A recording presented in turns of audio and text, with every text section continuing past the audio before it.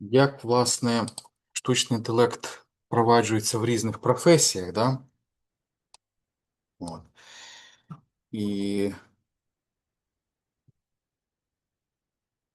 значить, так, це у нас сьомий слайд. Ну, перше, це як він впливає на дизайн, да, ілюстрацію. Значить, ще кілька років тому створення якогось концепт-арту, да, чи серії там, варіантів логотипу займало дні. Да, тобто ескізи, правки, узгодження. Сьогодні генерація зображень дають десятки варіантів за лічені хвилини. Да? Ну і ця швидкість змінює темп роботи цілих креативних відділів, по суті. Да? Ну, показовий приклад. Adobe, який вбудувала інструмент Firefly, називається безпосередньо Photoshop через функцію генеративна заповнюваність. Да? От ви бачите по центру цього слайду. Дизайнер виділяє частину зображення, описує словами, що там має бути, і отримує результат, який органічно, скажімо так, вписується в решту композиції. І це суттєво трансформує роль дизайнера. Якщо раніше цінність спеціаліста була в технічній майстерності, то сьогодні дедалі важливим стає вміння сформулювати чіткий творчий задум, оцінити варіанти і довести найвдаліший до фінального вигляду. Тобто дизайнер перетворюється радше на арт-директора, ніж на виконавця кожного штриха. Але є і реальна проблема це візуальна одноманітність. Багато моделей навчалися на схожих масивах даних, тож результати різних користувачів часто виглядають подібно. Досвідчене, скажімо так, око вже впізнає характерний шиї стиль в рекламних банерах, там, наприклад, надто гладкі поверхні, специфічне освітлення, да, композиційне якісь клише. Е, ну і, скажімо так, треба, скажімо, вносити, скажімо, момент творчості обов'язково, да? Тобто для того, щоб саме продукт розрізняли серед багатьох інших, і він ну, кажуть, чіпляв, да? Тобто він міг би знайти свого глядача, свого покупця, свого клієнта. Да? Тобто, знаючи, що от штучний інтелект може вносить таку одноманітність, треба бути готовим проявити власний оригінальний стиль. Да? От. До речі, свіжий факт на Всесвітньому економічному форумі, який проходив останній, да, вперше графічний дизайнер потрапив до переліку професій, що найшвидше скорочуються. Ну і дослідники прямо пов'язують це зі здатністю штучного інтелекту виробляти візуальний контент. Найгірша в такому випадку стратегія для дизайнера це ігнорувати ці інструменти. Найкраще, навпаки, зробити генеративні інструменти частиною власного набору навичок якомога раніше, доки, скажімо так, конкуренти вагаються.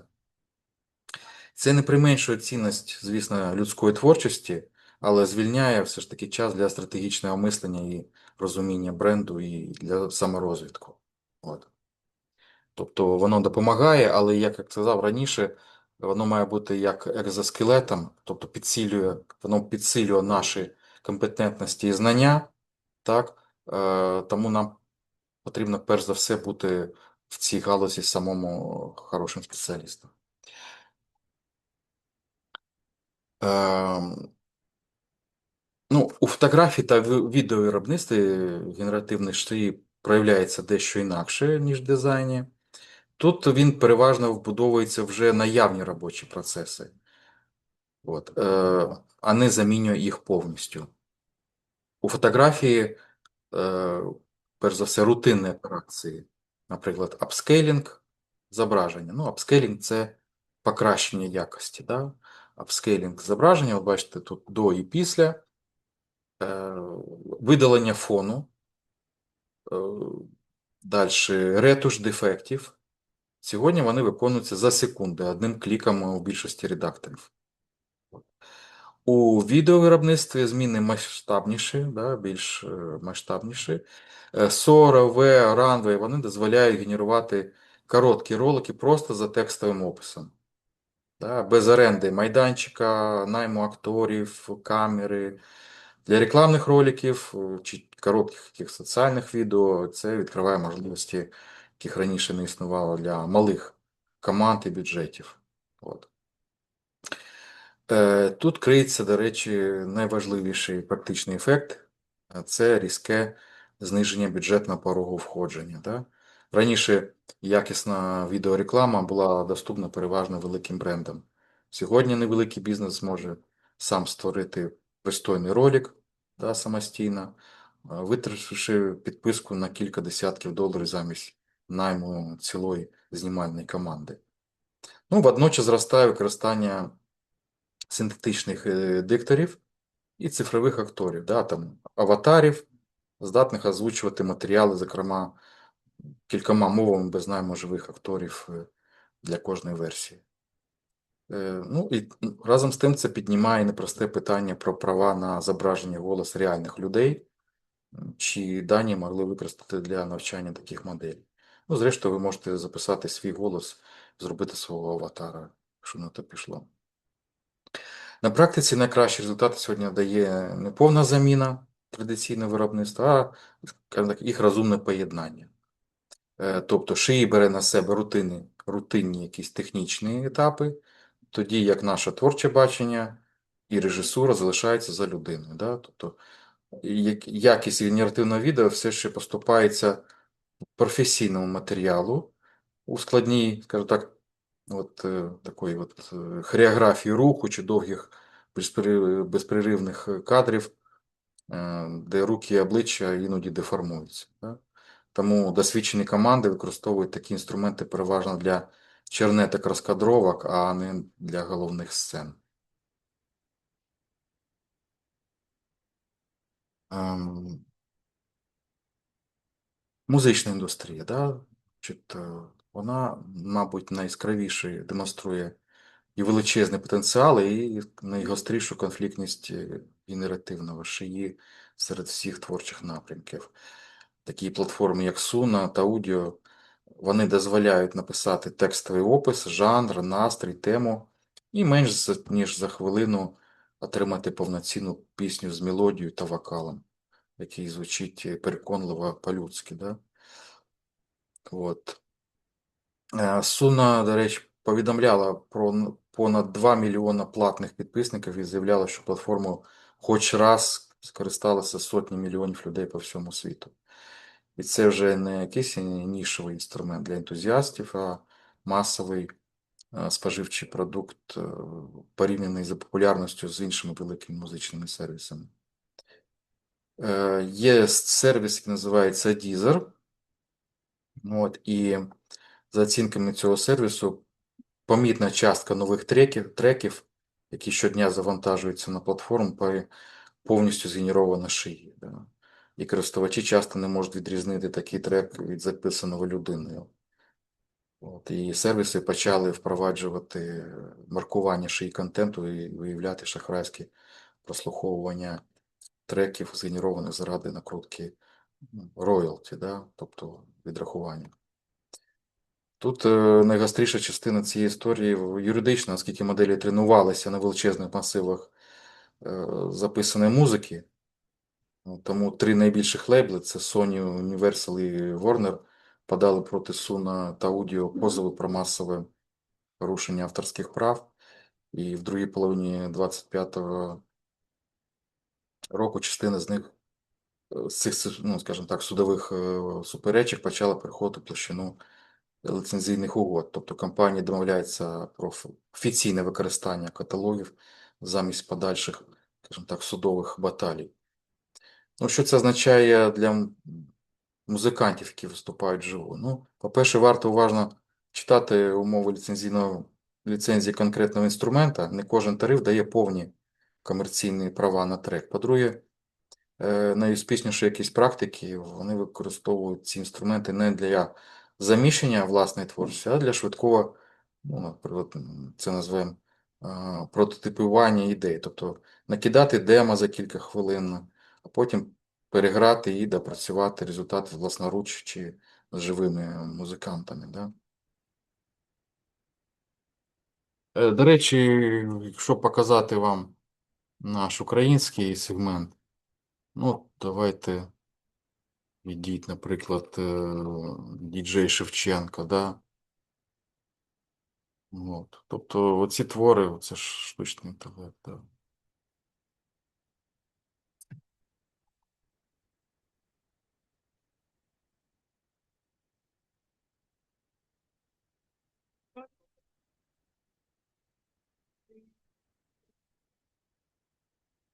Як сам діджей, так і музика згенеровані.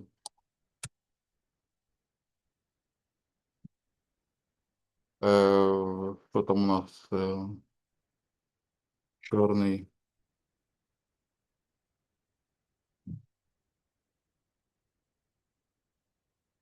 чи червоний мак?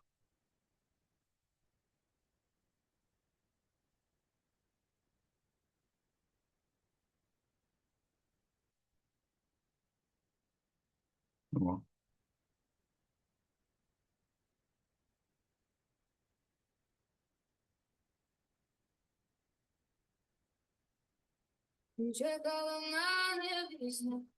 Штучний інтелект, да? Е,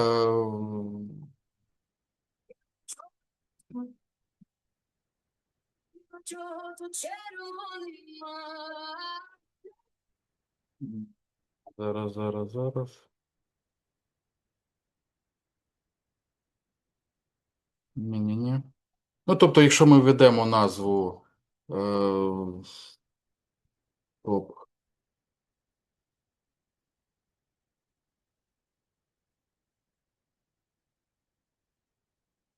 а червоний мак, да? Тобто, от червоний мак. І тут багато хто так само є з цих штучний інтелект. Да? Тому зачепила цю сферу доволі, скажімо так, серйозно. От. І бачите, тобто воно живе на Ютубі, і ніхто, скажімо так, поки, скажімо так, дуже серйозно це не забороняє. Да? А так, от створюйте для себе, створюйте для своїх подій, які відбуваються у вас там в сім'ї, в колективі і так далі. Або для власного настрою. Так, що стосується копірайтинг, значить, текстова творчість, копірайтинг, маркетинг, журналістика стала одною з перших сфер, де генеративний шиї отримав масове практичне застосування. Тому що мовні моделі спершу навчилися саме на тексті, тому тут вони особливо вправні, скажімо. Да? Найпоширеніший сценарій це от перша чернетка. Копірайтер формулює задачу. Це рекламний текст, серія заголовків, опис товару і отримує кілька варіантів за кілька секунд, замість годин роздумів над чистим аркушем. Да?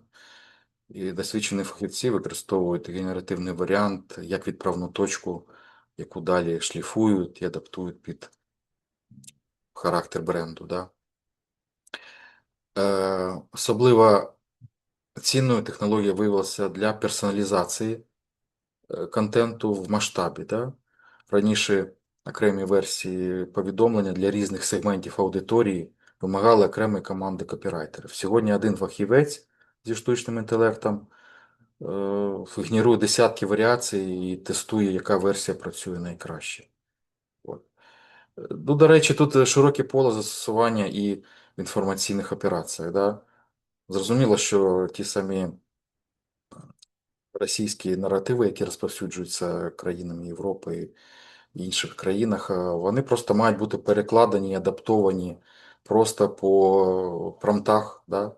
Адаптується дуже швидко, перекладається дуже швидко, е, долучається якийсь місцевий контекст, і опа, і, ну, тобто, і це фабрики працюють, це працюється, скажімо так, поставлено на широку промислову основу, да? От, таке розповсюдження. Тобто кліпаються цілі готові веб-сторінки, це дуже якісно зроблено, бо вони переймають зовнішнє оформлення, вони, скажімо так, беруть стиль притаманний той чи іншої країни з урахуванням поточної політичної ситуації. Да, тому тут є і, скажімо так, поле такого негативного прояву. Е, Тобто, ну, в журналістиці застосування обережніші, е, розшифровка інтерв'ю, узагальнення документів, перші версії якихось заміток, да, на кшталт там спортивних результатів чи фінансових звітів, але аналітичні матеріали, що вимагають перевірки фактів і власної точки зору, залишаються переважно людською роботою. Тому от це все трошки обережніше. Да? Головний ризик це втрата фактичної точності і унікального, скажімо так, авторського голосу. Тому що моделі можуть впевнено генерувати правдоподібну озвучку, да, е, правдоподібний текст, мається на увазі, да, але фактично неправильну інформацію, а без ретельного редагування текст різних брендів, да, наприклад, і компаній, і ЗМІ звучать однаково безліко. Да?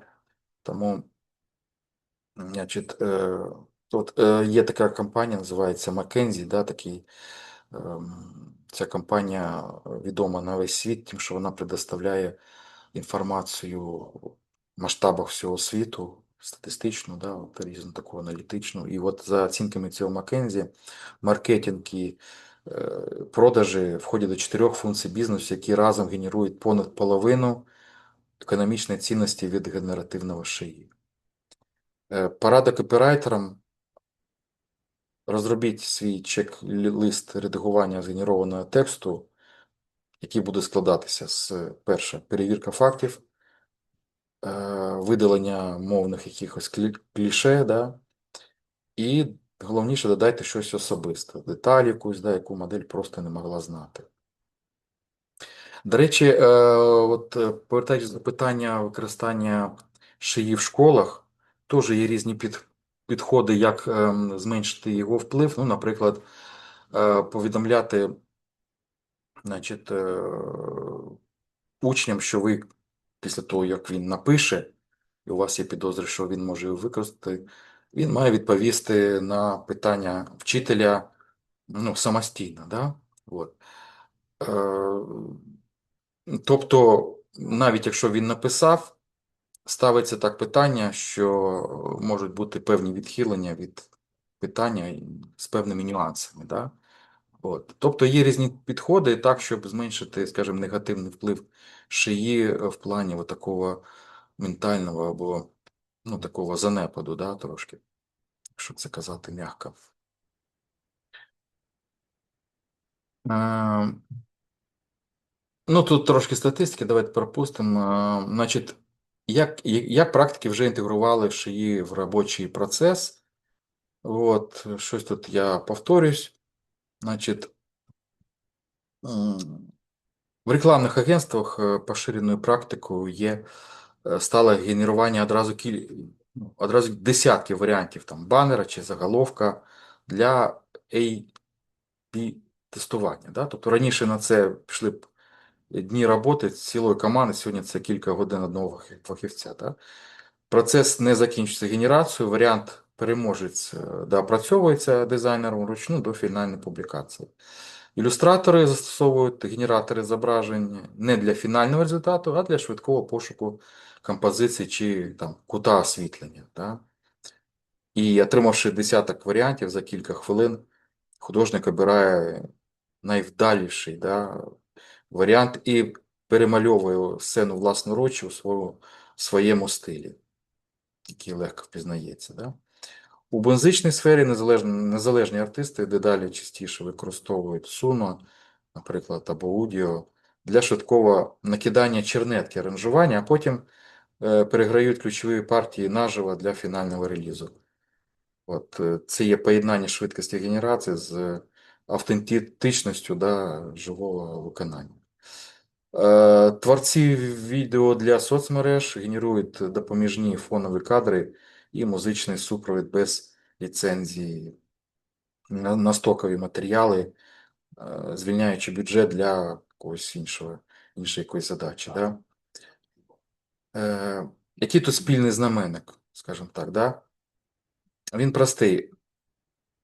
В найуспішніших практиках шиї бере на себе чорновий варіант чи допоміжну якусь рутинну задачу, тоді як людина залишається відповідальна за фінальне рішення. От. Ну і команди, які майже завжди мають, інтегрували ці інструменти, майже завжди мають явно прописаний робочий процес, тобто конкретні етапи генерації, критерії оцінки і розуміння того, хто відповідає за фінальну якість.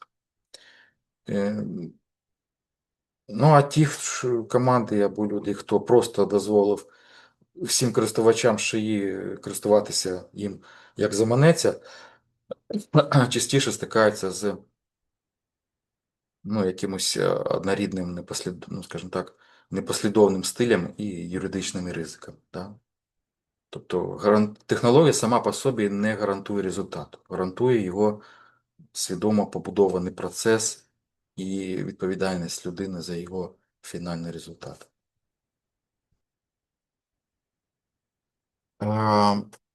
Чи замінить штучний інтелект художників і дизайнерів? Да? Тобто такі міфи існують. Значить, давайте розберемося. Перший міф, що її повністю замінить творчі професії протягом кількох років. Ну, реальність вона трохи складніша.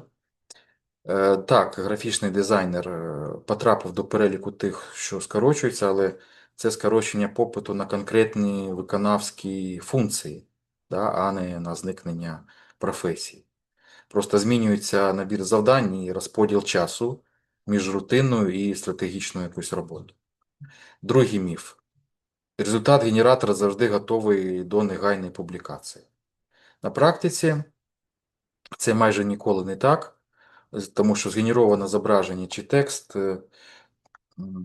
майже завжди потребують до редагування, да? Там, виправлення технічних помилок, адаптація під бренд, додавання людської деталі якоїсь, да? Якої модель просто не могла передбачити.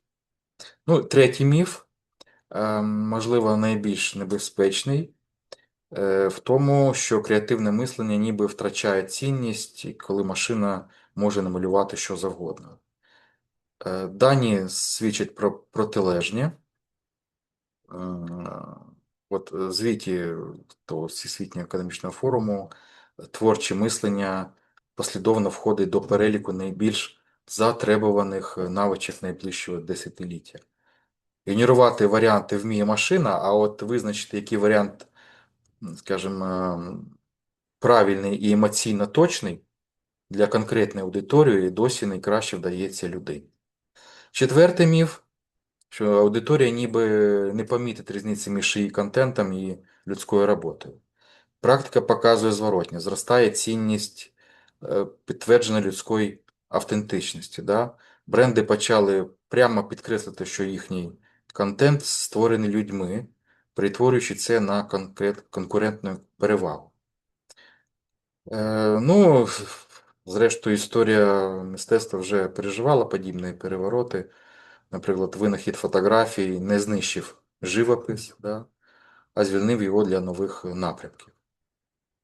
Наприклад, від імпресіонізму до абстракціонізму. Нема підстав, скажімо, вважати, що Шиї буде винятком. Швидше він перерозподілить, да, де саме людська творчість застосовується найпродуктивніше.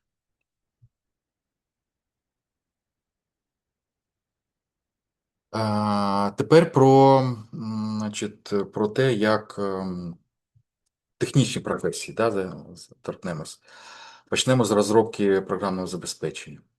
Тої сфери, де вплив генеративного шиї підкріплений найбільшою кількістю якісних контрольованих досліджень.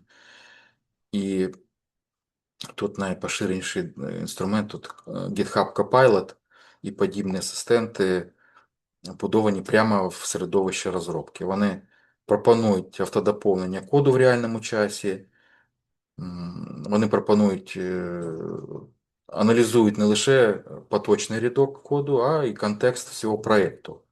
Там назви змінних, структури функцій, стиль коду.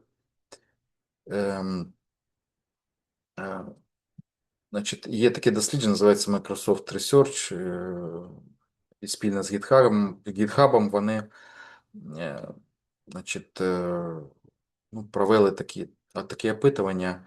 Розробників попросили якнайшвидше реалізувати HTTP-сервер на JavaScript. Да? І група з доступом до Copilot виконала завдання на 55,8% швидше за контрольну групу. Тобто задача, яка займала близько 2 годин 40 хвилин, тепер виконувалась приблизно за годину і 10 хвилин.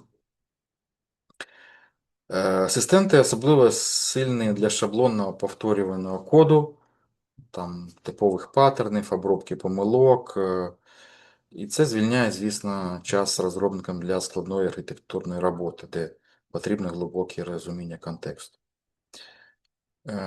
За певними оцінками, сьогодні Copilot генерує в середньому близько половини коду типового активного користувача. А в деяких мовах, наприклад, Java, ця частка сягає і вище 60%. Тут важливе застереження, так само присутнє. Да? Тобто згенерований код він потребує такого ж ретельного рев'ю, тобто огляду, як і код людини, і, можливо, навіть більш ретельнішого. Да? Ну, тобто є поняття, яке називається pull request, пов'язане з GitHub, тобто пов'язане з тим, як код оновлюється. Да? Так от, коли ми надсилаємо оновлений варіант коду, да? Тобто, і ці pull-реквести значною часткою шиї коду частіше містять проблеми, які виявляються при рев'ю. Тобто швидкість написання не звільняє від відповідальності за якість і безпеку. Ну і дослідники зафіксували певний психологічний ефект. Розробникам потрібно в середньому близько 11 тижнів регулярного використання, перш ніж вони отримують максимальну користь. От.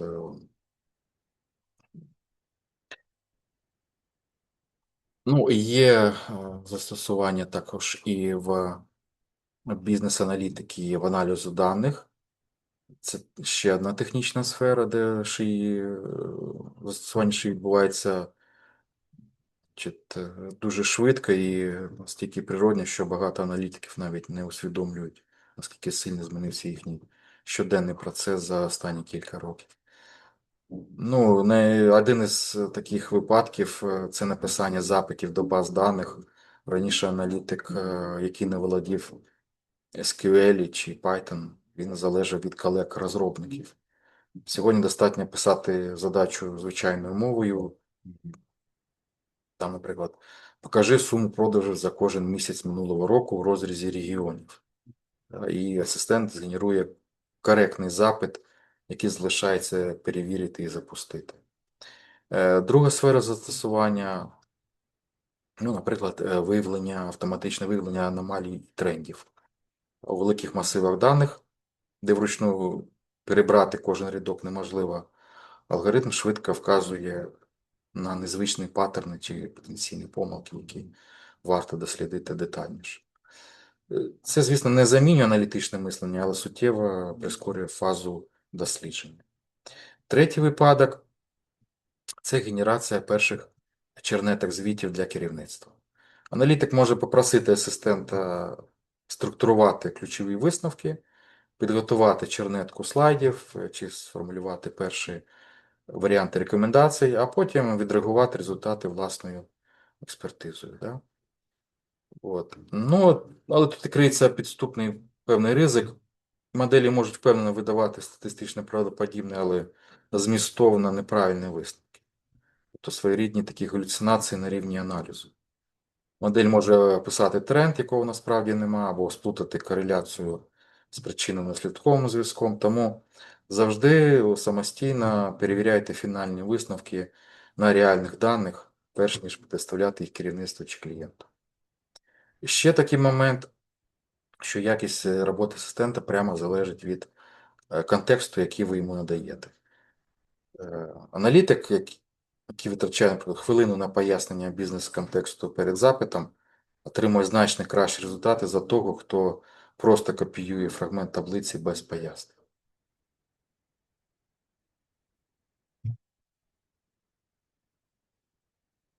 М, Інженерія, да? Інженерія і наукове дослідження. Сфери, де помилки традиційно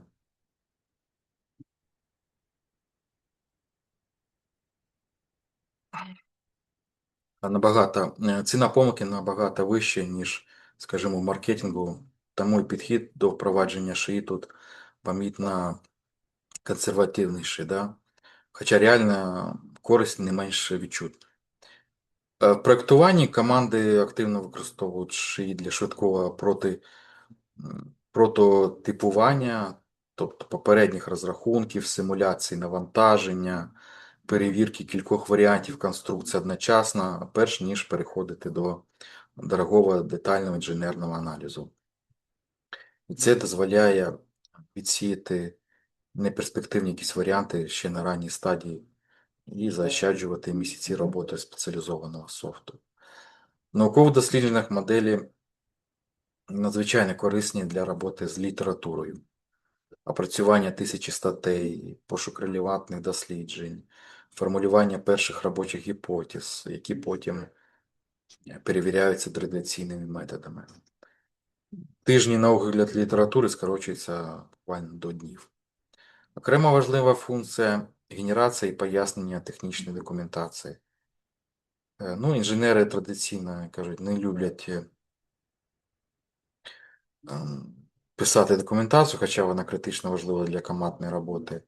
І асистенти, в свою чергу, здатні автоматично документувати код чи пояснювати складні креслення простою мовою.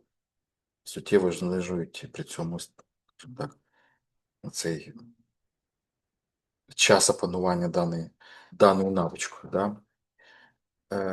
Далі, ну от показовий приклад фармацевтика та матеріалознавства, де моделі допомагають пришвидшувати пошук перспективних хімічних сполук на найранніших етапах, тим самим звужуючи простір пошуку перед дорогими лабораторними випробуваннями. Ну, головне обмеження залишається незмінним. Фінальна валідація будь-яких розрахунків, від яких залежить безпека людей, завжди має залишатися за кваліфікованим інженером чи науковцем.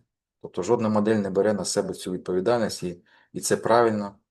От, консервативність в даній спільноті, в даній професії, не відсталість, скажімо так, а розумна обачність, да?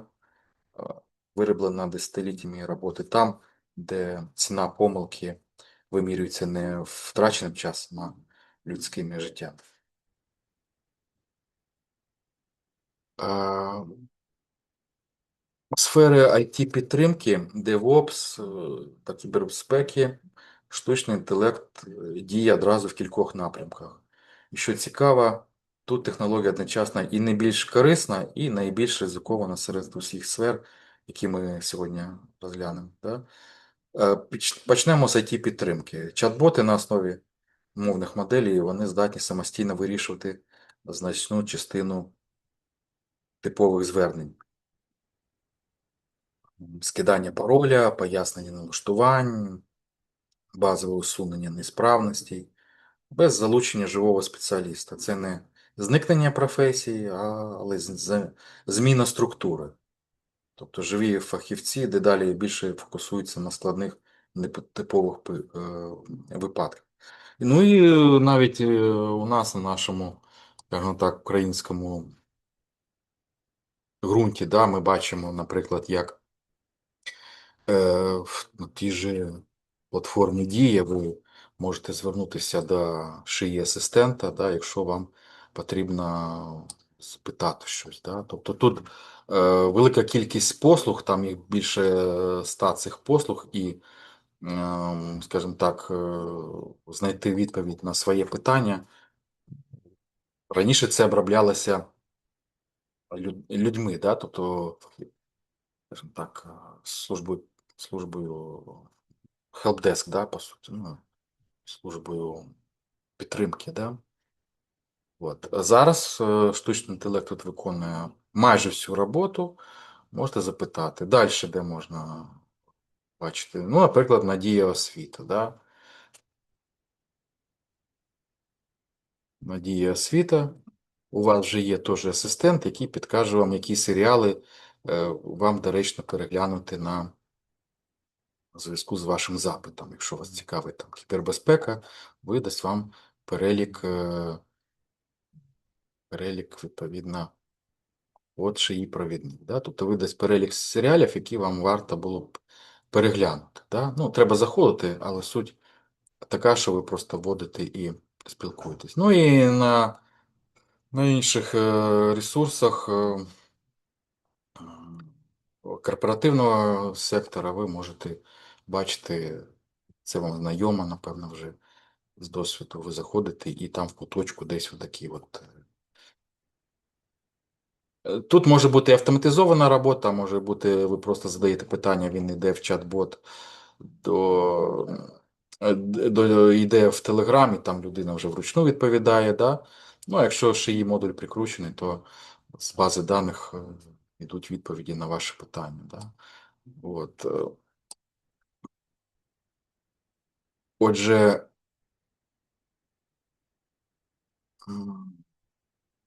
тобто чат-боти на основі, я повторюся, мовних моделей здатні самостійно вирішувати велику частку з типових звернень, такі як скидання паролю, пояснення налаштувань, базового усунення справності, пошук потрібної послуги, да, як ми це бачили, без залучення живого спеціаліста 24/7 і дуже точно, і дуже швидко. Да. Це не зникнення професії, але заміна структури організації. Да? Тобто живі фахівці вони вже фокусуються на дедалі складних, нетипових випадках. Їхня робота може бути, скажімо так,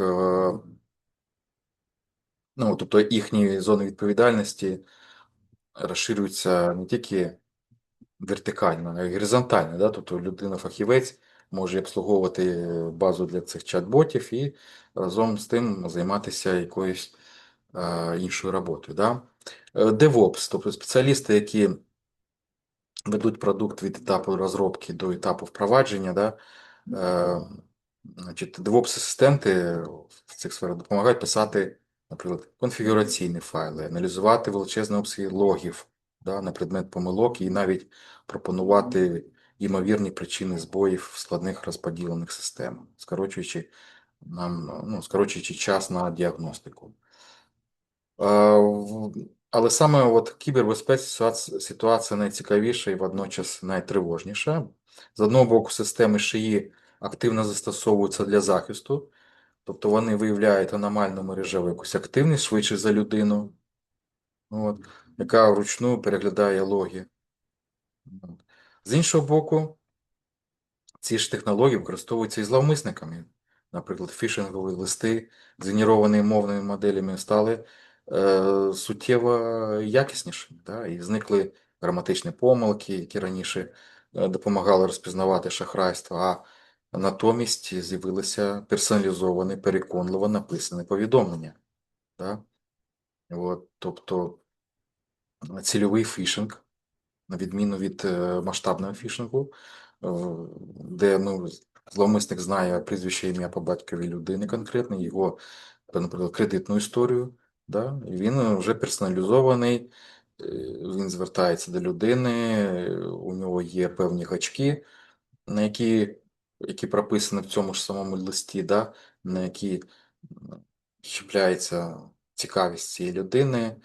От, і, тобто, випадки шахрайства з застосуванням шиї стали поширеним явищем, і прям вони дуже, скажімо так, ефективні в своїй роботі. Е, Знову ж таки, за даними Всесвітнього економічного форуму, попит на спеціалістів з кібербезпеки та ШИІ зростає одним із найшвидших темпів на глобальному ринку праці. То ці навички дедалі частіше йдуть в парі. Ну, практично тут порада наступна. Сприймайте зростання якості Fusion так, не як абстрактну загрозу там, для когось іншого, да? І десь вона там відбувається, а як привід переглянути протоколи, що ви працюєте команди, верифікації в команді просто зараз, да? І навчання команд, скажімо так, нетипові випадки, які стаються. Да? Тобто ця сфера не є чимось таким сталим, заскорузлим. Да? Вона постійно розвивається, бо з'являються нові виклики, нові загрози, і потрібно вміти їх на них реагувати правильним чином. Да? От, так. Ну, тут просто проміжний підсумок всього цього. Ну, питання дехто задає, чи замінить штучний інтелект програміста. Ну, от, давайте теж міфи певні, да? Е, ну, перший, скажімо, найгучніший міф, що незабаром Шиїна буде писати код самостійно і люди стануть непотрібні. Ну, реальність вона трохи більш стримана. Да, так, асистенти пришвидшують написання шаблонного коду. Але складна архітектурна, ну, архітектура систем, там розуміння бізнес-контексту компанії, ухвалення рішень про компроміси між швидкістю і підтримуваністю коду, все це залишається насамперед людською роботою. Другий міф, ніби асистенти завжди пишуть правильний і безпечний код. Насправді дослідження фіксують протилежне. Pull-реквести, про які я казав, да, зі значною часткою шиї коду частіше містять проблеми, які виявляються при рев'ю колегами. Ну, це не привід відмовлятися від інструменту, звісно, але вагома причина не послаблювати дисципліну тестування. Так? Третій міф турбує молодих фахівців на початку кар'єри, ніби е, ті, чия робота включала багато шаблонних задач, стають зайвими. Реальність, вона, скажімо так, тоньша. Да? Фундаментальне розуміння того, як і чому працює код, цінується ще більше, бо саме воно дозволяє ефективно перевіряти і виправляти результати асистента. Мається на увазі шиї асистента. Четвертий міф, ніби моделі розуміють архітектуру всієї системи так само глибоко, як і досвідчений інженер. Насправді, асистенти найкраще працюють в межах явно доступного контексту і суттєво гірше орієнтуються в неявних архітектурних рішеннях. Давайте уявимо собі двох програмістів з рівнем кваліфікації. Перший принципово відмовляється від асистентів, другий активно використовує їх для рутини, звільняючи час на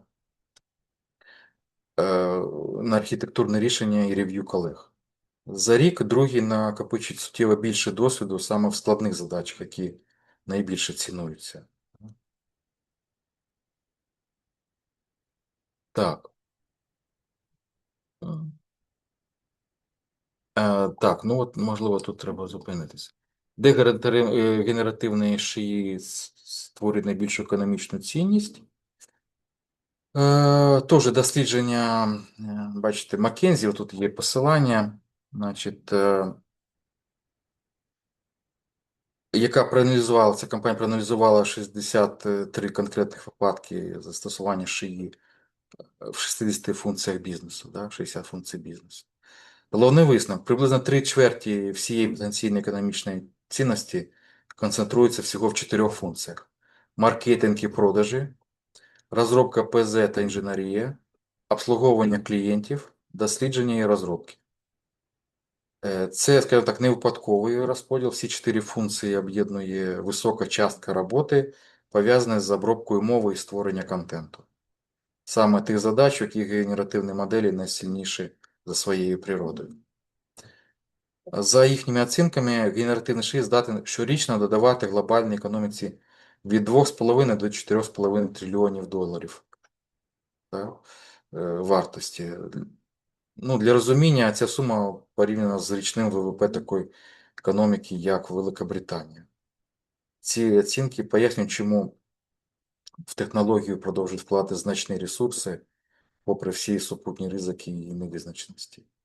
Ну і важливо розуміти, що ця цінність не з'являється автоматично сама собою.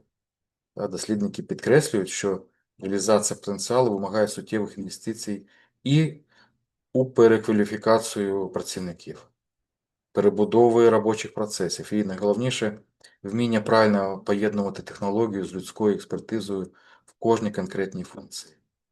Компанії, які просто впроваджують інструмент без зміни процесів навколо нього, отримують значно скромніші результати, ніж ті, що підходять до інтеграції системно. Отакий от розподіл цінності між чотирма цими провідними функціями майже ідеально збігається з розподілом професій, які ми детально розглянули в попередніх розділах. Тому що це не випадковість, пояснюється тим, що штучний інтелект найсильніший там, де робота передусім полягає в обробці мови, тексту і структурованих даних, а не у фізичній взаємодії зі світом. Да.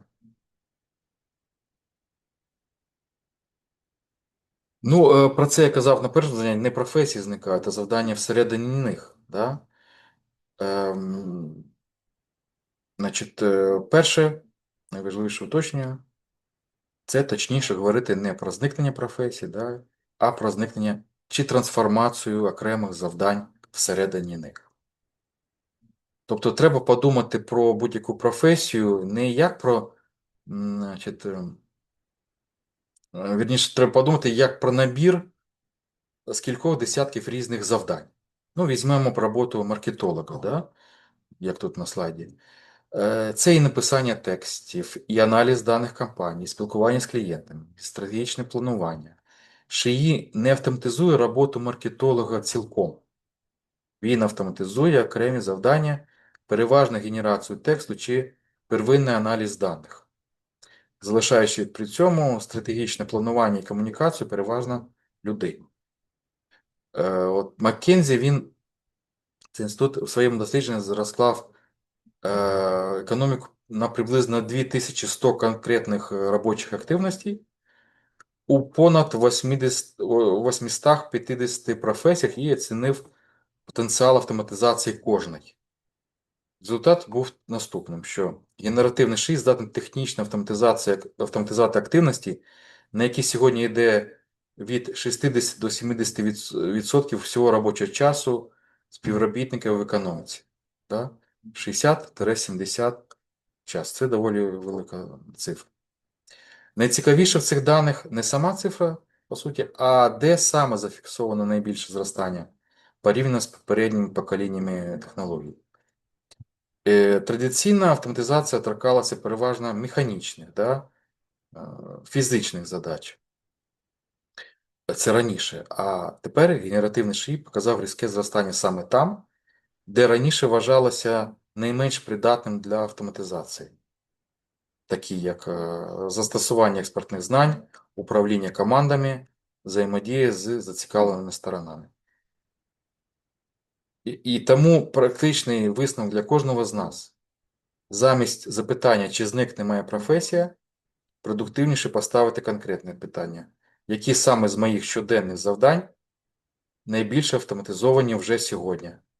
І як перерозподілити свій час на користь тих, де людська експертиза залишається незамінною? Такий от практичний висновок для кожного з нас. Ну, про це я казав, які нові професії виникають. Да? От, це, скажімо так, спеціалісти з великих даних, фахівці з машинного навчання та штучного інтелекту, а також інженери фінансових технологій. От, тому що чим ширше поширюється технологія, тим більше потрібно людей, здатних її розробляти, впроваджувати і підтримувати. От. Ну, давайте, можливо, трошки ще детальніше про це, бо тоді я не вглублявся в те, що вони власне роблять. Да? Які тут нові ролі з'явилися, яких не існувало кілька років тому. Да? Інженер промптів. Це фахівець, який спеціалізується на формулюванні ефективних запитів до моделі. Куратор навчальних даних.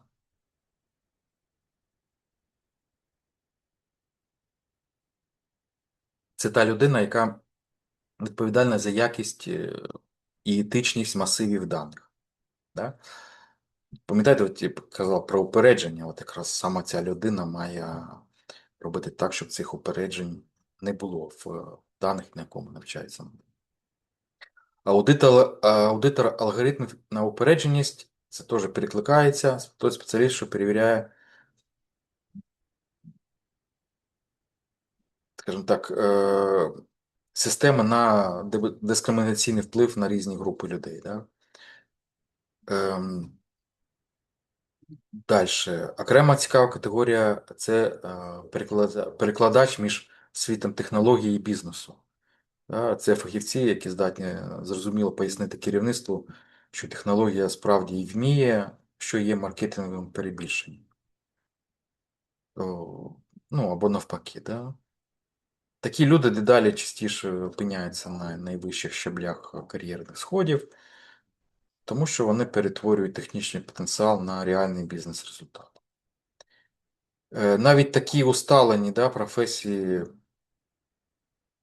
які ми зараз бачите на слайді, вони отримують нові вузькі спеціалізації. Да? Наприклад, юристи з авторського права щодо шиї контенту. Редактори, чия робота полягає саме в доопрацюванні матеріалів моделі. Да? Консультанти з етичного впровадження технологій.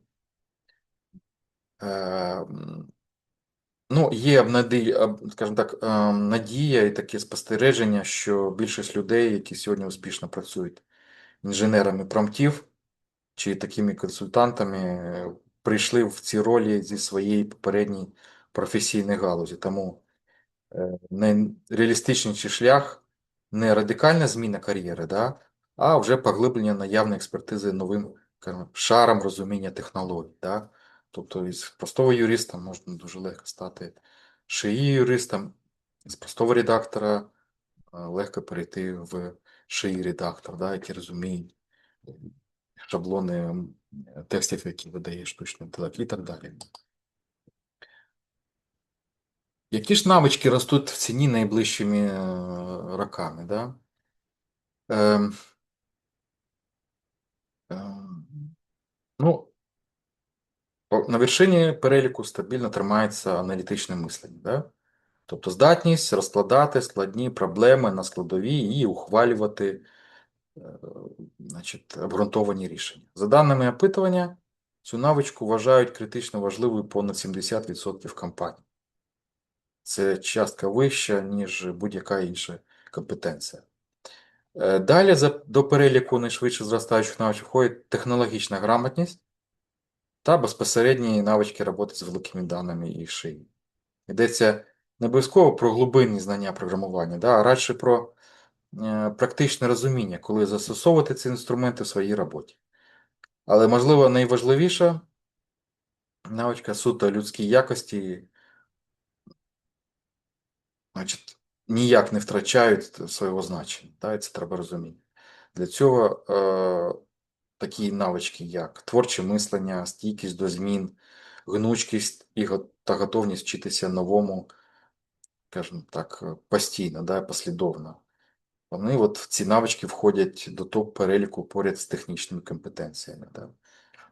Значить, технології найкраще доповнюють, а не замінюють якості, які традиційно вважалися виключно людськими.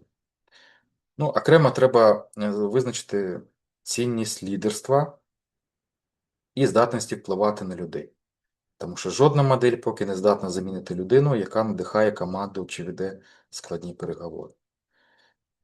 Найцінніша комбінація на ринку праці не ізольована технічна навичка, а її поєднання з глибокою експертизою в конкретних галузі. Практична рекомендація наступна. Оберіть одну технічну навичку, дотичну до шиї, і, ну, у вашій сфері, і одну людську якість з переліку, які тут представлені, яку можете посилити. Да? Приділяйте розвитку цих обох складових свідомо свою увагу протягом наступних своїх кроків, да? Наступних свого професійного життя, наприклад. Да? Так. Як не втратити конкурентоспроможність на ринку праці? Да? Як же не втратити цю конкурентоспроможність? Тобто тут питання стоїть так, що конкретно робити особисто вам, щоб опинитися серед тих, хто виграє від цих змін, а не програє. Перше і найважливіше розрізнення між реактивною та проактивною стратегією. Реактивна означає чекати, поки роботодавець сам організує навчання, поки ситуація стане настільки очевидною, е, що дії стануть неминучими. І це от такий підхід, він найризикованіший в період таких швидких змін, бо коли необхідність стає очевидною для всіх, найкращі можливості для адаптації часто вже втрачені, конкуренти вже здобули перевагу. А проактивна стратегія натомість означає самостійно виділяти регулярно свій час, навіть годину-дві на тиждень, на от таке свідоме освоєння нових інструментів. От. Це вимагає дисципліни, звісно, але саме такий підхід послідовно виграє в довгостроковій перспективі. Є такий обнадійливий факт, що за оцінками дослідників ринку праці, перепідготовка наявного співробітника обходиться компаніям приблизно на третину дешевше, ніж наймання нового працівника. Тому більшість роботодавців економічно зацікавлені інвестувати у ваш розвиток. Варто лише проявити ініціативу і запропонувати конкретний план навчання. З вашого боку або підказати, да? Якщо керівництво цього не помічає. Ну, не намагайтеся охопити все одразу. Найефективніша інвестиція часу це глибоке освоєння одного-двох інструментів, найбільш дотичних до вашої роботи. Ще більш важливо сформувати саму звичку регулярного навчання, а не сприймати поточне освоєння шиї як одноразовий ривок, після якого можна розслаблятися. Ну і наостанок не недооцінюйте цінність обміну досвідом з колегами, тому що найшвидший спосіб дізнатися, які інструменти справді працюють в вашій галузі, це, наприклад, регулярні розмови з людьми, які вже експериментують. От. Якщо такі люди є, це краще, ніж таке самостійне блукання серед маркетингових обіцянок, які пропонують моделі. Да?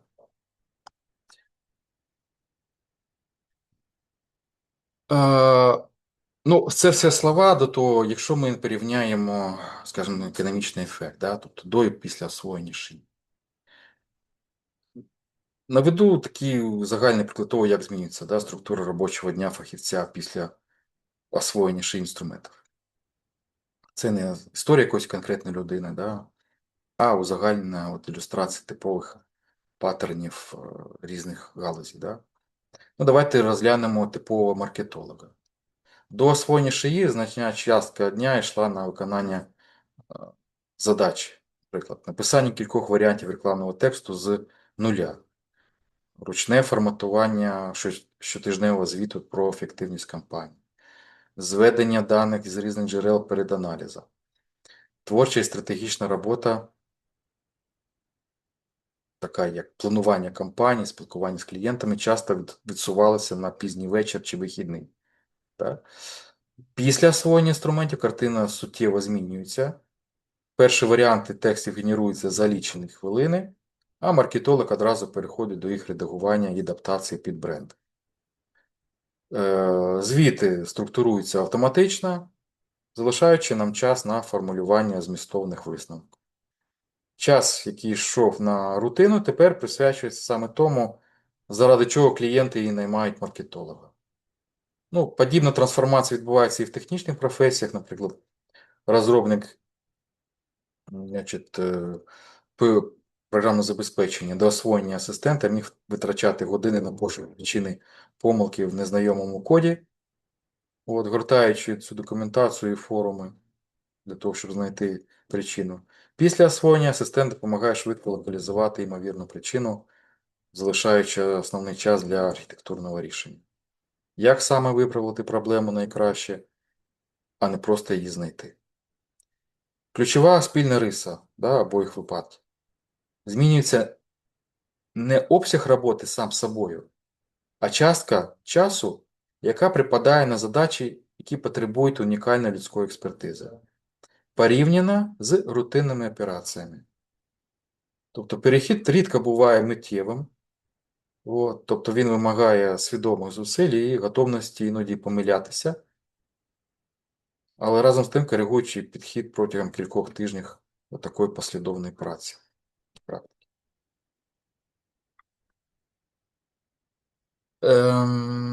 Ну, давайте про авторське право трошки пропустимо, бо тут юридичне питання. Це більше корпоративне питання, да? Тут у нас теж юридичне питання пов'язане з музичною індустрією. Так, я подивлюсь, що я тут такого ще не розповів вам. Ага. Ну, про опередженість я казав, частково, так воно і є. Вірніше, не частково, я навіть казав протягом всього курсу. А,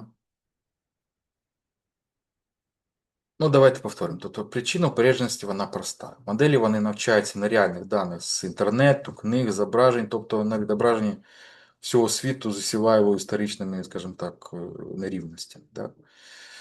Якщо зображення інженерів переважно показують чоловіків, от як ви бачите, да? А медсестер жінок, модель з високою ймовірністю відтворить цю диспропорцію, да? Навіть якщо жоден розробник свідомо цього не закладав. Ем, Це, скажімо, не так, як не якась абстрактна проблема. Дослідники неодноразово документували випадки, коли генератори зображень систематично частіше зображували представників певної статі чи етнічної групи для конкретних професій, скажімо так, відображаючи оцей дисбаланс. І подібні паттерни фіксували і в текстових моделях, наприклад, у припущеннях про професії чи іменах. Проблема галюцинації, да? Коли моделі впевнено генерує частково або повністю недостовірну інформацію. От. Тобто це не просто збій, а властивість того, як працюють системи, вони генерують найімовірніше продовження тексту, а не перевіряють факти проти бази, да, істини. Далі, ну, як з цим борються компанії? Значить, над зменшенням таких проблем. Це фільтри до навчання на збалансованих даних, перевірки фактів в реальному часу. От, прогрес реальний, але він повністю, але повністю усунути проблем, поки не вдається жодної моделі, тому найнадійніший захист це критичний такий скепсис до згенерованого контенту, особливо коли йдеться про репрезентацію реальних людей чи легко, чи фактів, які легко перевірити. Да?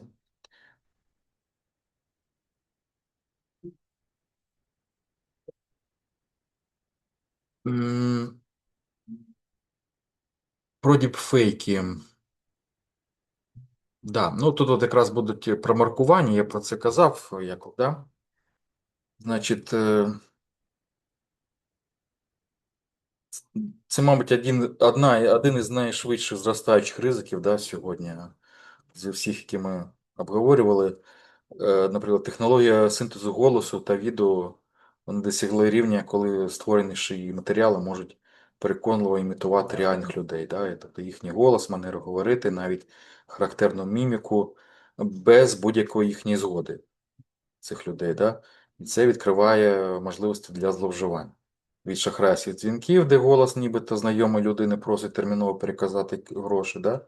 До створення компрометувальних відео, яких насправді ніколи не існувало.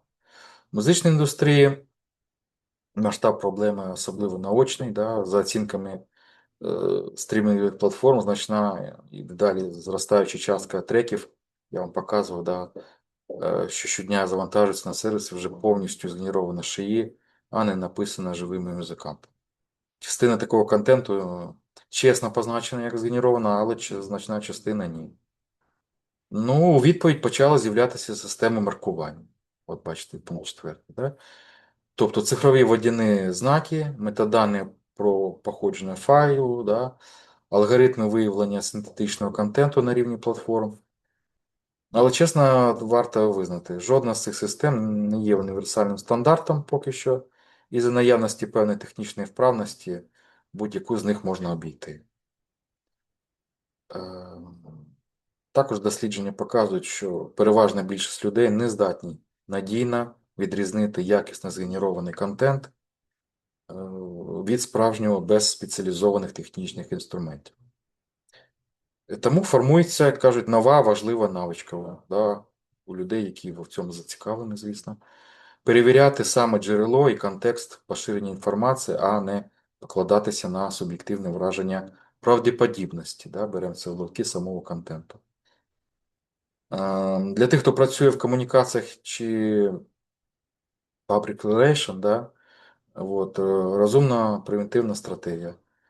Заздалегідь продумати протокол дій на випадок появи підробленого відео чи аудіо за вашою участю, чи участю вашої компанії або керівників і так далі. Про це я казав, когнитивний борг, треба бути свідомо, що існує таке негативне явище. Да? Це вже торкається не професії чи ринку праці, а нас особисто. Да? Того, як регулярне використання цих інструментів впливає на наше власне мислення. Це, на мою думку, найменш обговорювана, але одна із найважливіших тем нашої з вами розмови. Чому? Тому що у 25-му році команда із Масачусетського технологічного інституту провела 4-місячне дослідження під назвою Ваш мозок на ChatGPT. 54 учасники розділили на 3 групи. Перша писала есе повністю самостійно, друга користувалася пошуковою системою, а третя писала есе за допомогою ChatGPT. Дослідники використовували медичний термін зараз електроенцефалографію, щоб об'єктивно зафіксувати різницю в когнитивному навантаженні між цими групами. І що з'ясувалося, що група, яка писала повністю самостійно, вона продемонструвала найсильнішу і найширшу нейронну зв'язність між ділянками мозку, відповідальними за пам'ять, увагу та міркування. Група з ChatGPT показала найслабшу зв'язність серед всіх трьох, і ця різниця зберігалася навіть тоді, коли учасники пізніше просили написати новий текст уже без допомоги штучного інтелекту. І учасники, які регулярно покладалися на ChatGPT, гірше запам'ятовували зміст власноруч написаного в лапках тексту і повідомляли про слабше відчуття, скажімо так, особистого авторства щодо результату. Ну, і дослідники називали це когнитивним боргом, тобто покладання на зовнішній інструмент замість власного зусилля нам дає, скажімо, негайну зручність сьогодні, але поступово накопичує такий довгостроковий борг у вигляді послабленої здатності мислити і запам'ятовувати самостійно. Але є і обнадійлива деталь. У додатковій сесії групи поміняли місцями, і учасники, які повернулися до самостійного письма, частково відновили нейронну залученість, тобто йдеться про гнучкий такий навик, а не про незворотнє пошкодження мозку. Да? Ну, про це я казав. Давайте на цьому не будемо багато зупинятися. Да, ну, цей слайд про те, як же нам, ну, вам, зокрема, в подальшому себе поводити зі штучним інтелектом і конкретні кроки, да, які ви можете застосовувати вже цього тижня, а не колись, коли буде, скажімо так, більше часу розібратися, да, в лапки беремо.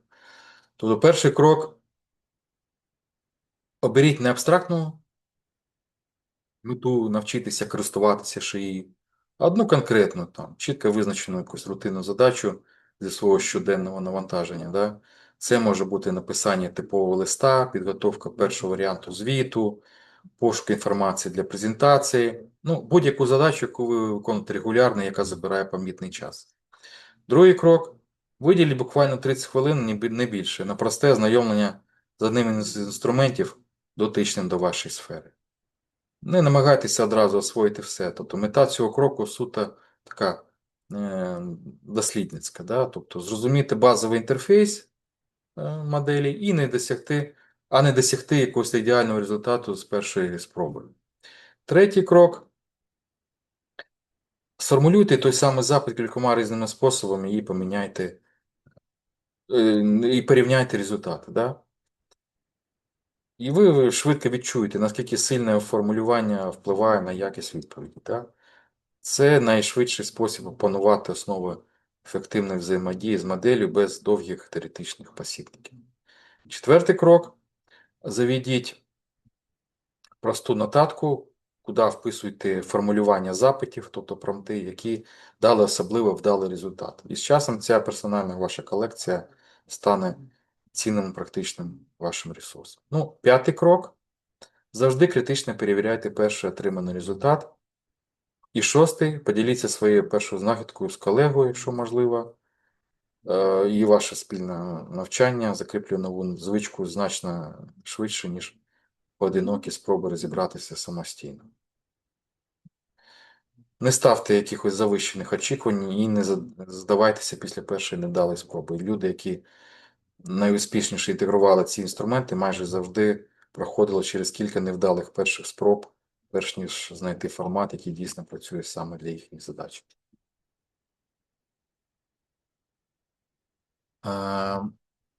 Власне, як же обрати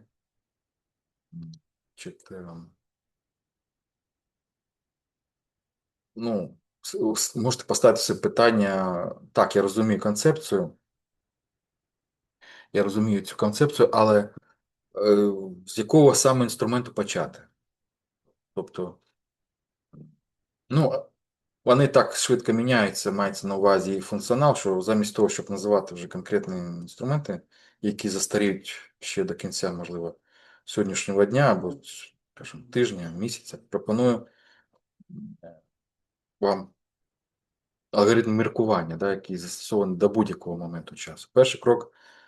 Починайте з задачі, а не інструменту. Да? Найпоширеніша помилка, коли людина спершу підписується на модний інструмент, а вже потім вигадує, для чого його застосували. Натомість чітко сформулюйте для себе, що саме забирає багато часу вашого, де саме ви застрягаєте, яка задача постійно відкладається через складність або вашу нудьгу, да, якусь таку. Ну, коротше, термін є, який точно описує, він називається прокрастинація. Да? Прокрастинація, да. Тобто цей термін, який не дозволяє нам рухатись вперед нашому, скажімо так, розвитку. Да? Е, Другий крок. Оцініть, наскільки ваша задача передбачувана і повторювана. Інструменти демонструють найнадійніші результати там, де є значить, чіткий паттерн використання цієї задачі і багато подібних, скажімо, і є багато подібних прикладів для навчання моделі. Якщо задача унікальна, вимагає розуміння специфічного контексту вашої організації чи високої точності без права на помилку, очікування варто скоригувати в бік більш реалістичних. Третій крок, який рекомендую наполегливо перед будь-якою фінансовою інвестицією вашою, да, порівняйте 2-3 варіанти інструментів безпосередньо на реальному прикладу зі своєї роботи, використовуючи безкоштовні тарифи, да, чи якісь пробні періоди, перш ніж підписуватись на платну версію. Четвертий крок. Перевірте умови ліцензії та політику конфіденційності, особливо, якщо плануєте завантажити дані клієнтів чи внутрішню документацію. Ну, тут переважна більшість порад буде в тому, щоб на безкоштовній або платній версії початкового рівня нічого не завантажувати з персональної інформації. Да? Тому що на них навчаються моделі, і ці дані будуть доступні будь-якому, хто має справу з моделями.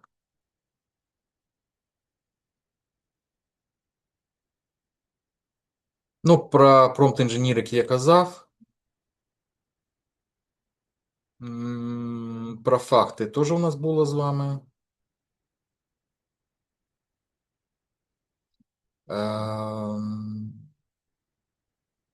Виміряє ефект. Ну, побудова власного робочого процесу буде незайвим, напевно, сказати, так? Як він виглядає? Перший крок знайдіть 30-40 хвилин і складіть, значить, просту карту свого типового робочого тижня. Там. Тобто визначити перелік задач, скільки часу на кожне йде, і наскільки кожна з них рутинна і повторювана. Да?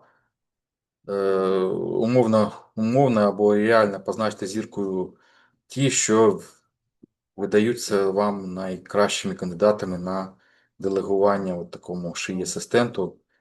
От, ну, спираючись на те, що я сказав, на те, що кожен інструмент сильний в своїй конкретній галузі. Другий крок для кожної позначеної задачі визначити конкретний інструмент і перевірений формат запиту, який вже показав хороший результат в попередніх ваших експериментах. І це перетворює абстрактну ідею використовувати шиї на конкретний відтворюваний робочий алгоритм, який ви можете щоразу знову використовувати надалі. Третій крок, який найчастіше пропускають, явно пропишіть точку обов'язкової людської перевірки. Тобто конкретний момент, де ви особисто контролюєте якість результату перед публікацією чи надсиланням клієнту. Да?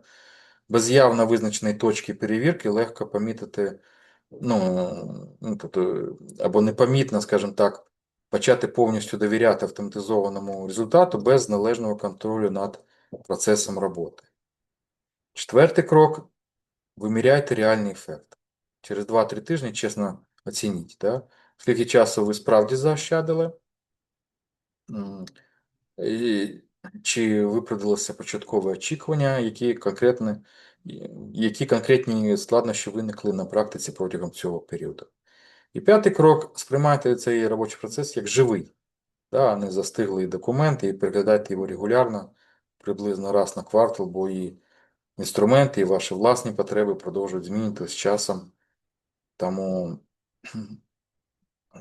треба розуміти, що найуспішніші якісь приклади завжди починалися скромно з однієї-двох задач. Так, ну тут висновки. Технології інструментів рішення завжди залишаються за вами. І тепер давайте ми перейдемо, власне, до того, як нам штучний інтелект допомагає у працевлаштуванні. Тобто це наш з вами друга частина нашого заняття. Так.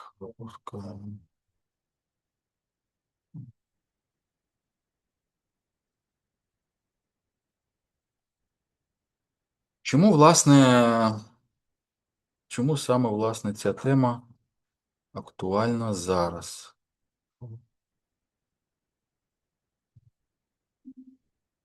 Е,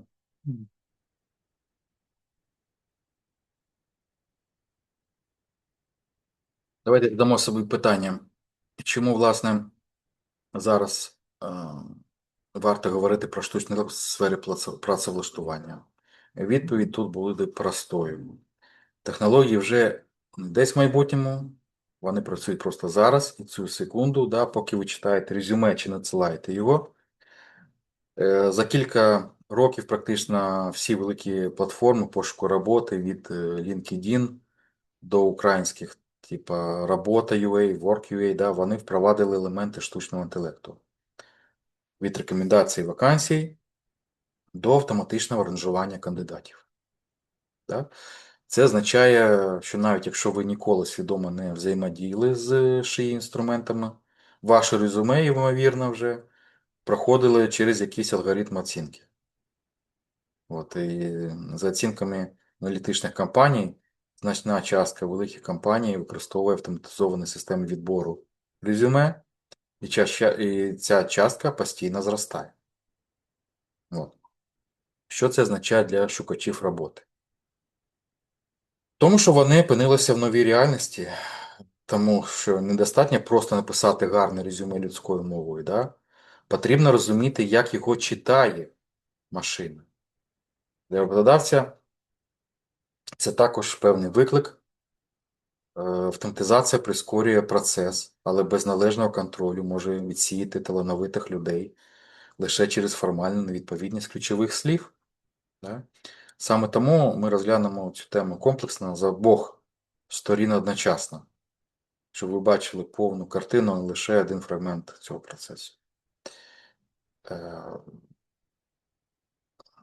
І тут таке спостереження суто, ну, скажімо так, напрошується, що швидкість цих змін вона історична, безпрецедентна. Тобто, якщо раніше технології найму впроваджувалися роками, то мовні моделі стали масовим інструментом рекрутингу за останні 2-3 роки, а навички можуть застаріти вже через рік. Саме тому важливо розуміти не окремі трюки, да? Ну, а загальну логіку. Тоді ви адаптуєтеся до будь-якого нового інструменту, який з'явиться завтра.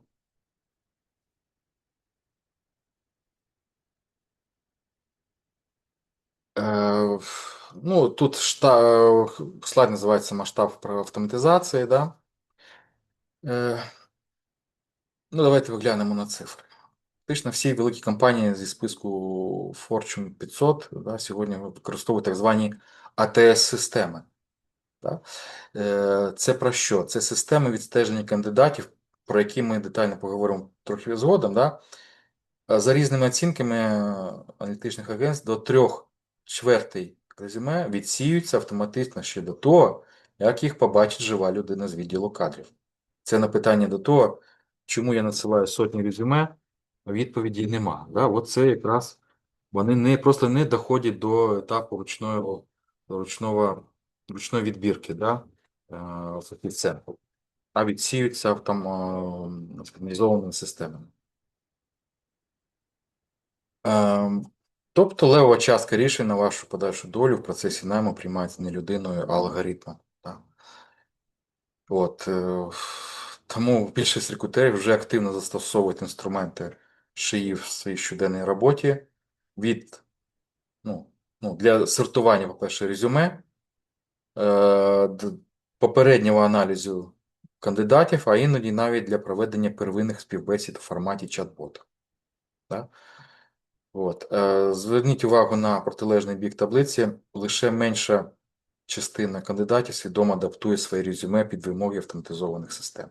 Я думаю, що от нашого того заняття мало хто з вас знав, що такі системи існують. Ми розберемося, як вони працюють і як своє резюме адаптувати. Тобто є певна, значить, розрив от в цій обізнаності, про який я казав, да? Що люди, які знають, як працює система, отримують суттєву перевагу просто тому, що грають за відомими їм правилами. Тоді як інші продовжують писати резюме, скажімо так, наосліп, да? Сподіваючись на що? На удачу. Да? Наша з вами мета зараз буде розкрити саме цей розрив розуміння. Зверніть увагу на бічну картку, да, от сюди. Тут написано, що якраз з висновки, да, тобто автоматизація в найм процесах це вже не експериментальна технологія, а стандартна практика для більшості, абсолютної більшості середніх і великих компаній. Малий бізнес поки відстає в темпах впровадження, але і тут ситуація швидко змінюється. Тому розумно виходити з припущення, що ваше резюме спочатку прочитає алгоритм, а вже потім людина і саме це от сформує стратегію підготовки документів, про яку ми поговоримо далі. Ем, Значить, ну, давайте, щоб не заплутати з теми, я пропоную одразу окреслити структуру нашої розмови. Значить, ми розглянемо процес працевлаштування як одну систему, що складається з двох ролей, які постійно взаємодіють між собою. Да? Перша роль це шукач роботи. Людина, яка складає резюме, проходить співбесіди і намагається виділитись серед інших кандидатів. Друга роль це роботодавець, точніше, команда рекрутингу, яка має завдання знайти найкращого кандидата серед потенційно величезної кількості відгуків, витрачаючи на це обмежений час і ресурси. Штучний інтелект сьогодні активно допомагає обидвом сторонам, але робить це по-різному. Да? Шукачеві він допомагає писати текст, готуватися до співбесід, знаходити релевантні вакансії, Роботодавцю він допомагає сортувати, ранжувати, аналізувати відео та навіть спілкуватися з кандидатами через чат-ботів. Да?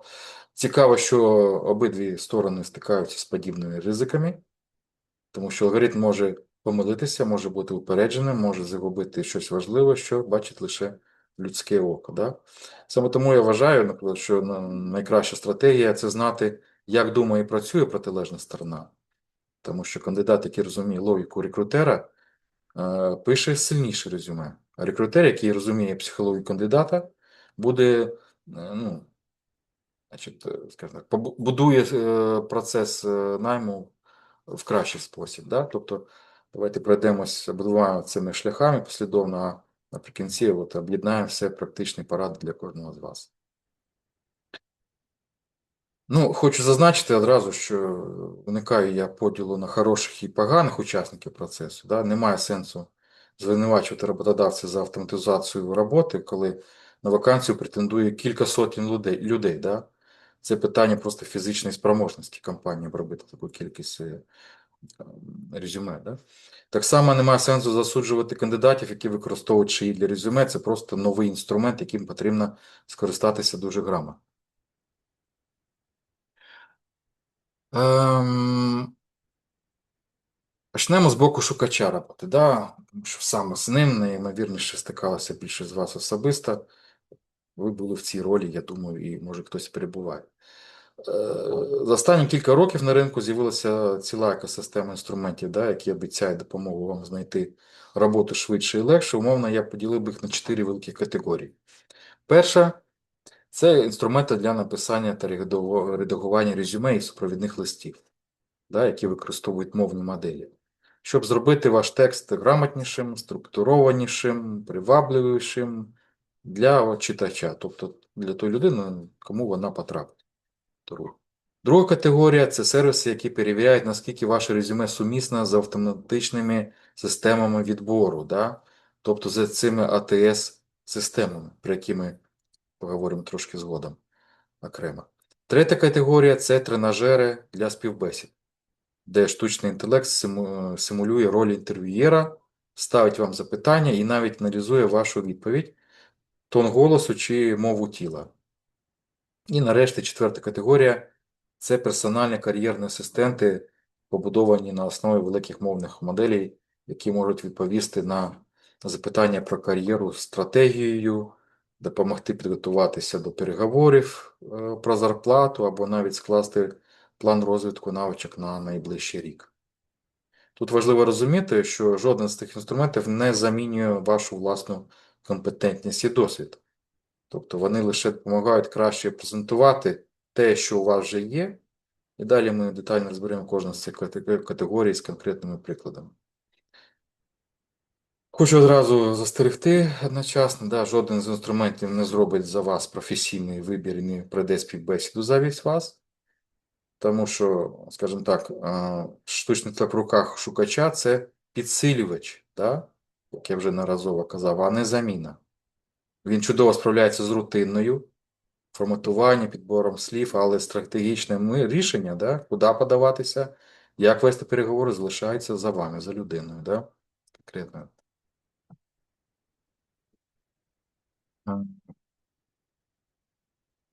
Найпопулярніша категорія інструментів, з якою стикається практично кожен сучасний шукач роботи, це генератори та редактори резюме на основі штучного інтелекту. Принцип їхньої роботи простий, ви описуєте свій досвід звичайною мовою, а система перетворює це на структурований професійно оформлений документ. Хороші інструменти йдуть далі, вони підказують, які дієслова варто використати замість пасивних формулювань, пропонують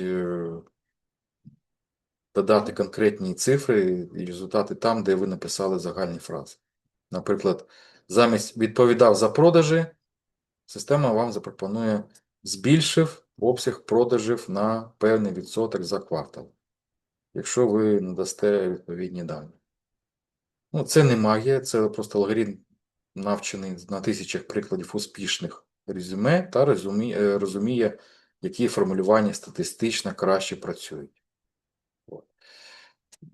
Ще одна функція корисна – це швидка адаптація одного базового резюме під кілька різних вакансій. Ви маєте розуміти, що резюме – це не є сталим документом. Кожен раз, коли ви подаєтесь на роботу, ви маєте його адаптувати. Так? Е, Тому кількість вакансій для того, щоб заощаджувати години вашої ручної роботи. Да? Тобто для тих, хто шукає роботи за кордоном, наприклад, актуальні функції будуть функції перекладу і певна культурна адаптація резюме, тому що кожна, скажімо так, кожен ринок праці, да, він має свої особливості, що звертають роботодавці там більше уваги. Да? Тобто і стандарт оформлення в різних країнах відрізняється. Водночас тут важливо застерегти. Сліпе довіряння тексту, згенерованого машиною, без перевірки фактів може призвести до перебільшень, скажімо так, або навіть неточності, які відкриються на співбесіді. Так? Тому так, золоте правило. Шиї пише лише чернетку, а фінальну відповідальність значить, за зміст завжди несете саме ви несете. Да? Порада практично. Не копіюйте згенерований текст один в один. Прочитайте вголос. І якщо звучить неприродньо, спросіть словами. Да? Щоб, попросіть знов перегенерувати і спростіть, можливо, так, щоб це звучало природно. Да? Це стосується особливо написання супровідних листів. Да? Тобто листів, які свідчать про те, чому саме ви будете цінним працівником до даної компанії. Тому що досвідчені рекрутери часто помічають оці штамповані фрази масових генераторів, тому найкраще використовувати шиї для черновіка, да? Чернетки, а потім додати вже власний голос, скажімо так. Да?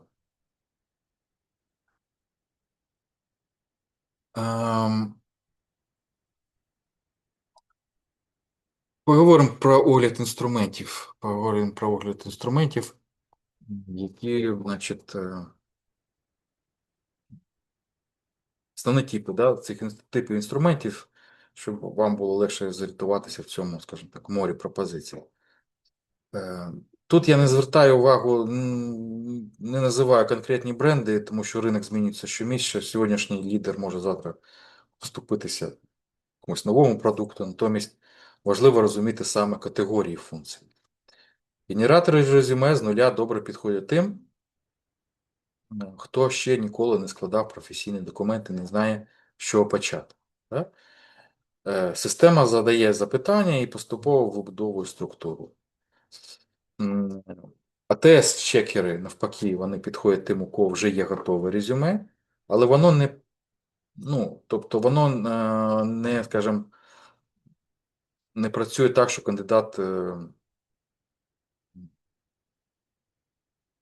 формує в ньому резюме. Да? Тобто воно саме перевіряє на адаптацію вашого резюме до наявної вакансії. Да?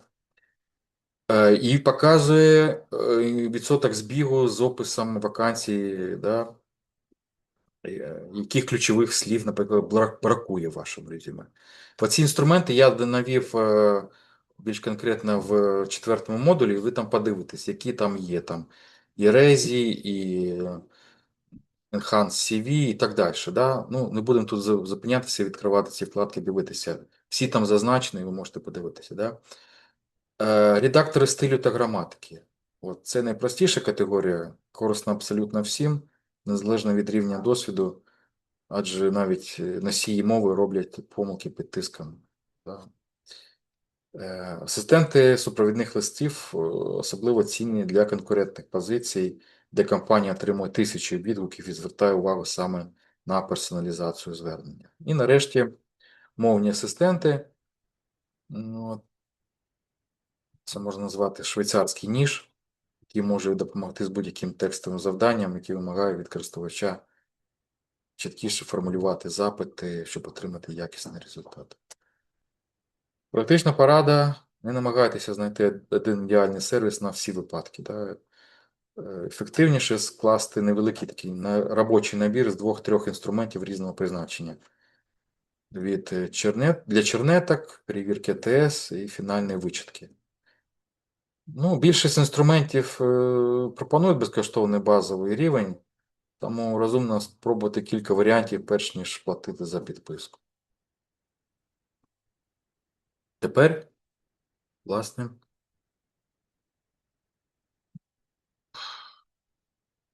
поговоримо про конкретну і дуже практичну навичку. Да? Оптимізацію резюме під ключові слова.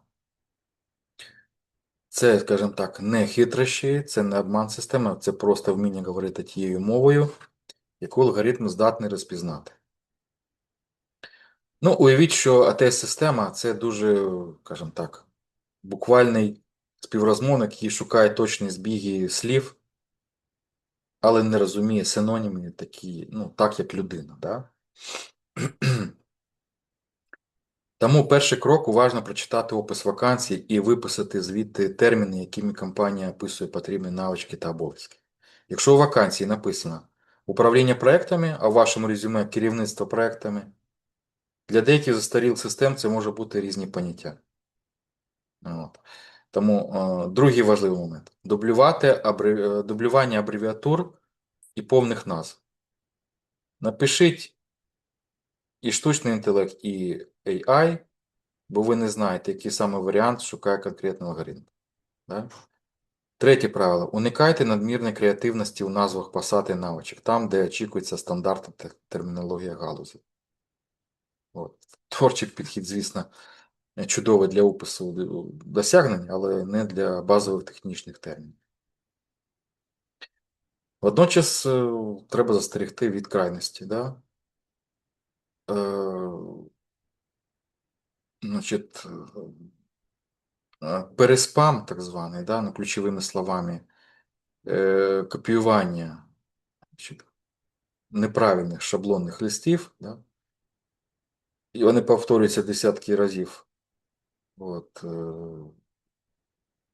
значить, системи також вміють можливість розпізнавати оці от шаблонні листи, які вони зустрічають неодноразово, да, помічають їх як шаблон, як спам, по суті, да, і відправляють одразу в кошик. От. Тому або знижуйте одразу рейтинг такого резюме, якщо навіть кошик не відправляється, і ви в черзі на співбесіду будете там якимось сотим, 120-м і так далі. Да? І просто черга до вас не дійде. І можуть навіть побачити його як підозрілий чи маніпулятивний. Тому треба адаптувати відповідно до вже наявних шаблонів, які ви десь зустріли, а самому вручну переробляти. Да? Найважливіше тут правило цього блоку: дублюйте ключові навички кількох розділів документа одночасно. Да? Якщо ви володієте певним інструментом чи методологією, згадайте про це і в короткому підсумку на початку резюме, і в описі конкретного досвіду роботи, і в окремому переліку навичок наприкінці. Це не виглядає як повторення для людини, яка читає документ вибірково, але для алгоритму це підвищує ваш рейтинг відповідності. Да? От спробуйте такий прийом. Що ж таке АТС і як вона працює зсередини? Да? АТС розшифровується як Application Tracking System або система відстеження кандидатів. По суті, це база даних, куди потрапляють всі відгуки на вакансії компанії. От, і програми забезпечення, які допомагають рекрутерам керувати цим величезним потоком інформації. Коли ви надсилаєте резюме через сайт компанії чи через платформу типу роботи.ua, воно рідко потрапляє напряму до людини. Спочатку систем, значить, парсить ваш документ, тобто розпізнає текст і намагається розкласти його на структуровані поля: ім'я, контакти, досвід роботи, освіта, навички. Якщо ваше резюме оформлено складно, наприклад, з таблицями, з колонками, графічними елементами чи нестандартними шрифтами, парсер може, скажімо так, зламатися І прочитати інформацію неправильно, або взагалі втратити частину даних. Тому такі речі, як таблиці, колонки, складні шрифти, графічні елементи, да, потрібно уникати. Після розпізнавання система часто присвоює кандидату числовий рейтинг відповідності вакансії, ґрунтуючись на збігу ключових слів. Тобто, чим більше ваше резюме буде мати тих слів, які, мати тих слів, які є в вакансії, тим краще. Саме для відповідності АТС-системи. Е, значить, рейтинг присвоюється, ґрунтуючись на збігу ключових слів, досвіду та інших критеріїв, які налаштував рекрутер системи. І в результаті рекрутер отримує не хаотичний список з 10 тисяч листів, а впорядкований рейтинг, де найбільш підходящі кандидати опиняються згори. От тому розуміння цього механізму пояснює, чому просте, чисте форматування чи часто працює краще за візуально креативний або складний дизайн резюме.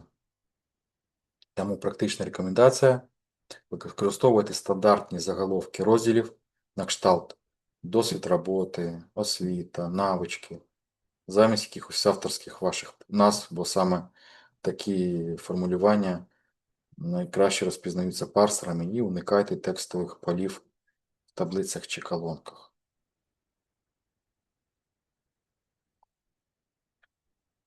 Ну, тут от є порівняння таких АТС-систем на ринку. Не знаю, чи доречно буде про них дуже згадувати.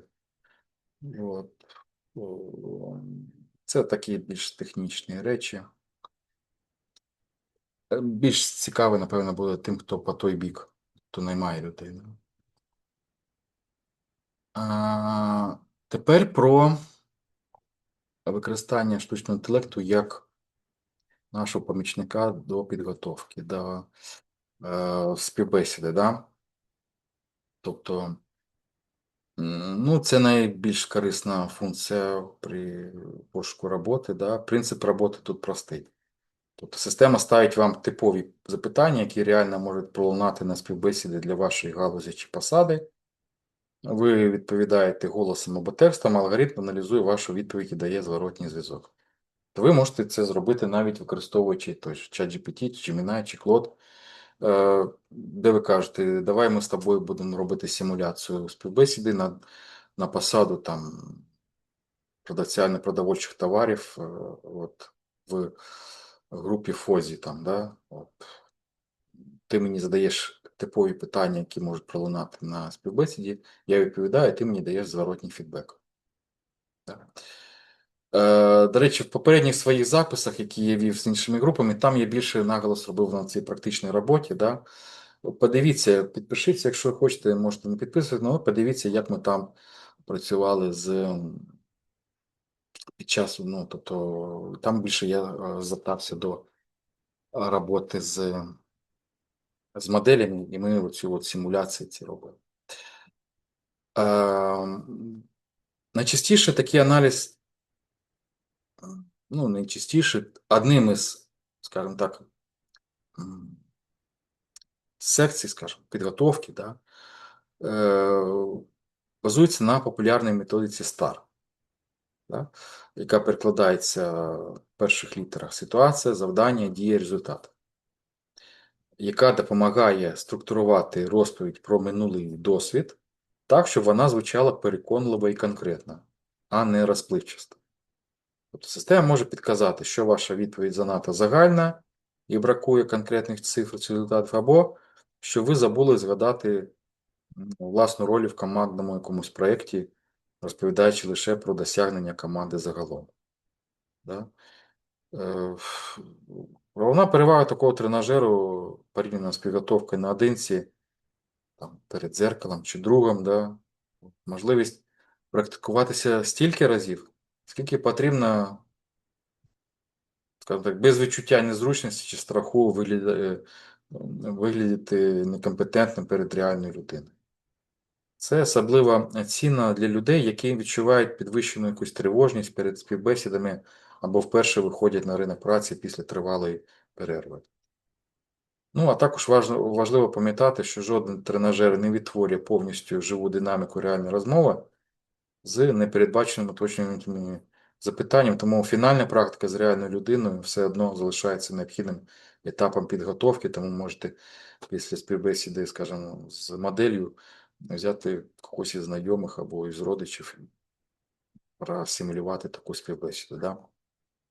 Ви отримаєте реальний фідбек, тому що машина не бачить, тобто модель не бачить ваших візуально, вашої міміки, ваших реакцій на психологічному якомусь рівні. Да? Можна навіть піти таким шляхом, щоб записувати свої тренувальні відповіді на відео, да? Або хоча б на диктофон і переслуховувати їх за кілька днів свіжим вухом, ви, так скажемо, почуйте слова якісь паразити, чи занадто довгі паузи, чи нечітку структуру, які під час самої розмови непомітні. Да?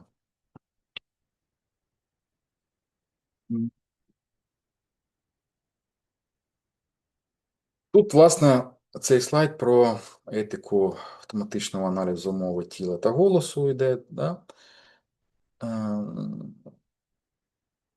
Ну, є співбесіди, які можуть проводитись і, скажімо так, в онлайн форматі, да, відповідно, і там теж може стояти система аналізу да, на штучному інтелекті. Да. Ем, Тобто певні алгоритми вказують, що аналізує не лише зміст сказаного, але й те, як саме кандидат це каже, да, вимовляє. Тобто може система оцінити темп мовлення, кількість і тривалість пауз, да, чіткість вимови, а в деяких випадках навіть намагається розпізнати вираз обличчя, частоту зорового контакту з камерою чи загальний рівень, скажімо так, енергії, да, у відповіді. Ідея, яка закладається розробниками таких систем, полягає в тому, щоб виявити паттерни, ну, тобто однакові моменти, скажімо так, да, які ніби корелюють з успішністю кандидата на подібних посадах у минулому. Да. От, тобто чистка ці системи розрізняють, чи, ну, по суті, збрехала людина чи ні. Да, по суті, чи той досвід, який вона передає, є згенерованим, да, синтезованим в її голові, чи реально вона його пережила. Да? Але саме тут виникає найбільш проблем, про яку ми детальніше поговоримо в розділі про упередження алгоритму. Да? Тобто подібний аналіз може систематично дискримінувати людей з інвалідністю, там, носіїв інших культурних норм, невербального спілкування, да? Людей з затримкою мовлення, чи просто інтровертів, да? От, такі природні, просто менше жестикулюють. І через, до речі, ці серйозні етичні застереження кілька відомих компаній вже відмовилися від подібного аналізу міміки та голосу, і ми, значить, трошки згодом це розберемо. Як шукачу роботи, вам корисно знати про саму можливість такого аналізу, да? Тому що це допоможе усвідомлено ставитись до формату відеоспівбесід і не панікувати, дізнавшись про існування подібних технологій.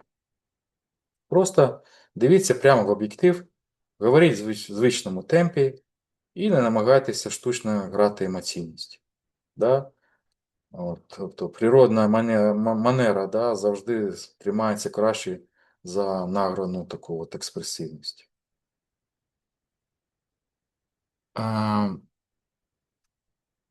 Четверта категорія інструментів для шукача роботи це персональні кар'єрні асистенти на основі великих мовних моделей. Да? І саме ця категорія розвивається сьогодні найшвидше. Ну, на відміну від вузькоспеціалізованих інструментів для резюме чи співбесід, такий асистент може вести з вами повноцінний діалог про вашу кар'єру загалом. Наприклад, ви можете писати свій поточний досвід і цільову посаду, а система проаналізує, яких конкретних навичок чи сертифікатів вам бракує. І навіть запропонує орієнтовний план навчання на найближчі кілька місяців. Інша популярна функція підготовка до переговорів про заробітну плату. Асистент може підказати орієнтовну ринкову вилку, да, для вашої позиції в конкретному регіоні та галузі, а також відпрацювати з вами конкретні фрази для розмови з роботодавцем, щоб ви почувалися впевненіше під час обговорення умов. Ну, деякі асистенти вміють навіть симулювати складні розмови, наприклад, як коректно повідомляти про звільнення з поточного місця роботи або як підняти тему підвищення заробітної плати з керівником. Головна перевага такого формату порівняно з традиційним кар'єрним коучингом цілодобова доступність і значно нижча вартість, що робить кваліфіковану підтримку доступнішою для значно ширшого кола людей, ніж раніше. Втім, скажімо так, варто пам'ятати, що шиї немає особистого досвіду вашого конкретного ринку праці і регіону, тому поради варто перевіряти на реалістичність. Найкраще використовувати такого асистента як відправну точку для розмови, для роздумів, а остаточні кар'єрні рішення звіряти з людьми, які реально працюють в вашій галузі. Ем, ну, останній великий блок інструментів для шукача роботи, який я хочу сьогодні розглянути, це рекомендаційні системи та чат-боти на платформах пошуку вакансій. Коли ви заходите на сайт пошуку роботи, алгоритм аналізує ваш профіль, історію переглядів, відгуки на попередні вакансії і на основі цього формує персоналізовану стрічку пропозицій, дуже схожу за принципом на те, як соціальні мережі підбирають для вас стрічку контенту. От. Це зручно, бо заощаджує час на ручний пошук серед тисячі оголошень, проте має один суттєвий недолік, про який мало хто задумується, так звану бульбашку фільтрів. Якщо алгоритм побачив, що ви переглядали вакансії одного типу, він продовжуватиме пропонувати схожі варіанти, потенційно приховуючи від вас цікаві можливості в суміжних галузях чи на нових для вас позиціях, куди б ви могли б успішно перекваліфікуватися. Да? Ну, окремо варто згадати чат-ботів, які з'являються прямо на сторінці вакансій і відповідають на типові запитання про графік роботи, заробітну плату чи формат співбесіди ще до того, як ви взагалі надішлете резюме. Це, до речі, корисний спосіб швидко відсіяти явно нерелевантні пропозиції. Порада тут така практична. Да? Не покладайтеся виключно на автоматичні рекомендації, а раз за кілька тижнів свідомо здійснюйте активний пошук за іншими ключовими словами, щоб вийти за межі цієї бульбашки, яку сформував для вас алгоритм на основі вашої попередньої поведінки. Ще одна корисна звичка періодично оновлювати свій профіль, да? І явно вказувати нові навички чи інтереси, адже алгоритм рекомендації спирається саме на ці сигнали. От, тому застарілий профіль означає застарілі якісь нерелевантні пропозиції вакансій. Маєте це розуміти. Ем, можливо, хтось з вас і буде опинятися. Так, секундочку.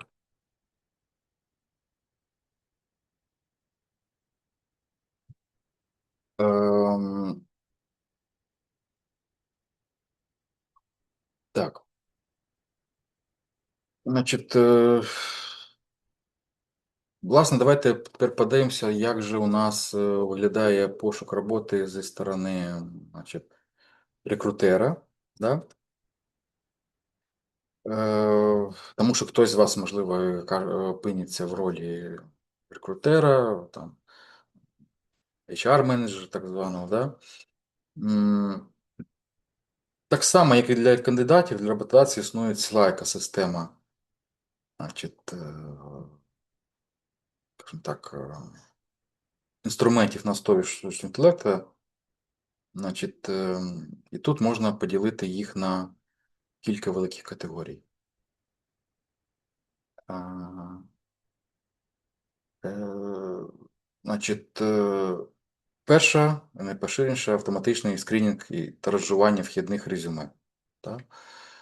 Е, Коли система сама сортує потік відгуків за рівнем відповідності вакансії, звільняючи рекрутера від необхідності вручну переглядати кожен документ. Друга категорія аналітика, яка намагається спрогнозувати, наскільки успішно буде кандидат на конкретній посаді, або яка ймовірність, що він звільниться протягом першого року роботи, ґрунтуючись на е, відповідно е, на його попередніх роботах, да? От, на історичних даних цього кандидата. Да? Третя категорія аналіз відеоінтерв'ю, про частину якого ми вже говорили з боку кандидата. Тепер розглянемо з попередньої перспективи. Да? Як саме рекрутер використовує ці автоматизовані оцінки в своєму робочому процесі?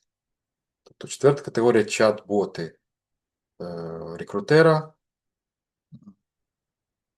чат-боти-рекрутери, які ведуть первинне спілкування з кандидатами, відповідають на типові запитання і навіть призначають час співбесіди без участі живої людини. Ну і зрештою існують комплексні аналітичні панелі, які дозволяють керівнику у відділі кадрів бачити ефективність всієї воронки найму загалом, да? Від першого відгуку до фінального прийняття пропозиції. Е, Значить, про автоматизований скринінг, да? От. Перш ніж почати прийом заявок, рекрутер зазвичай визначає профіль ідеального кандидата, да?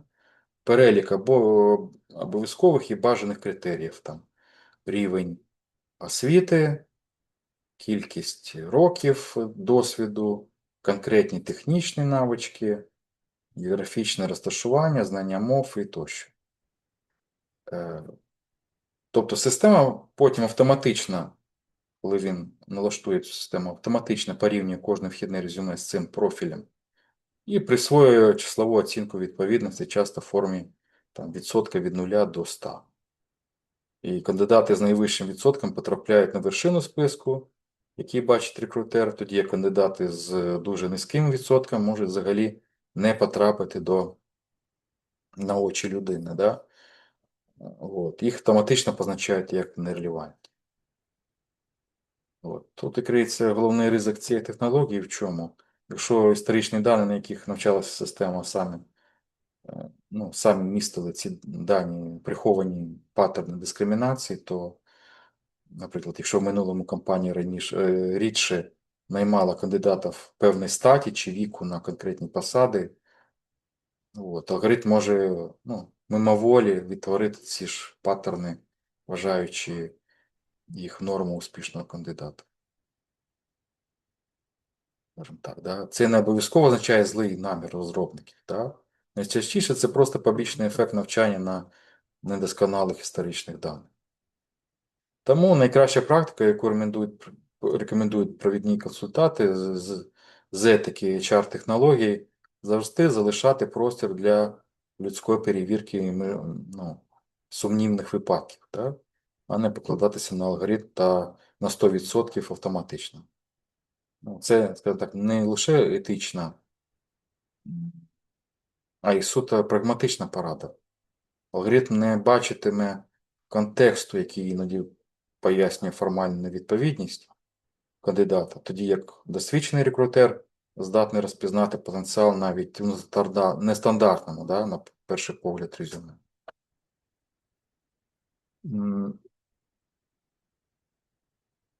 Значить, ще один потужний інструмент, але доволі суперечливий, да, в арсеналі сучасного рекрутера – предиктивна аналітика кандидатів. Да? Тобто предиктивна, значить, заздалегідь. Ідея полягає, одним словом, в тому, що на основі великого масиву даних про попередніх співробітників компанії, да, їхню кар'єру, тобто результативність і тривалість роботи на посадах. От побудувати модель, яка прогнозує, наскільки успішним і стабільним буде новий кандидат.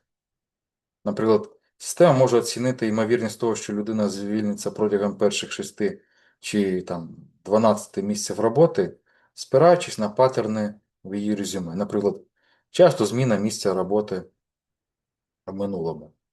Або алгоритм може спробувати оцінити відповідність кандидата в корпоративній культурі компанії, аналізуючи стиль спілкування, відповіді на ситуативне запитання, да, під час тестування, чи навіть активність у професійних соціальних мережах.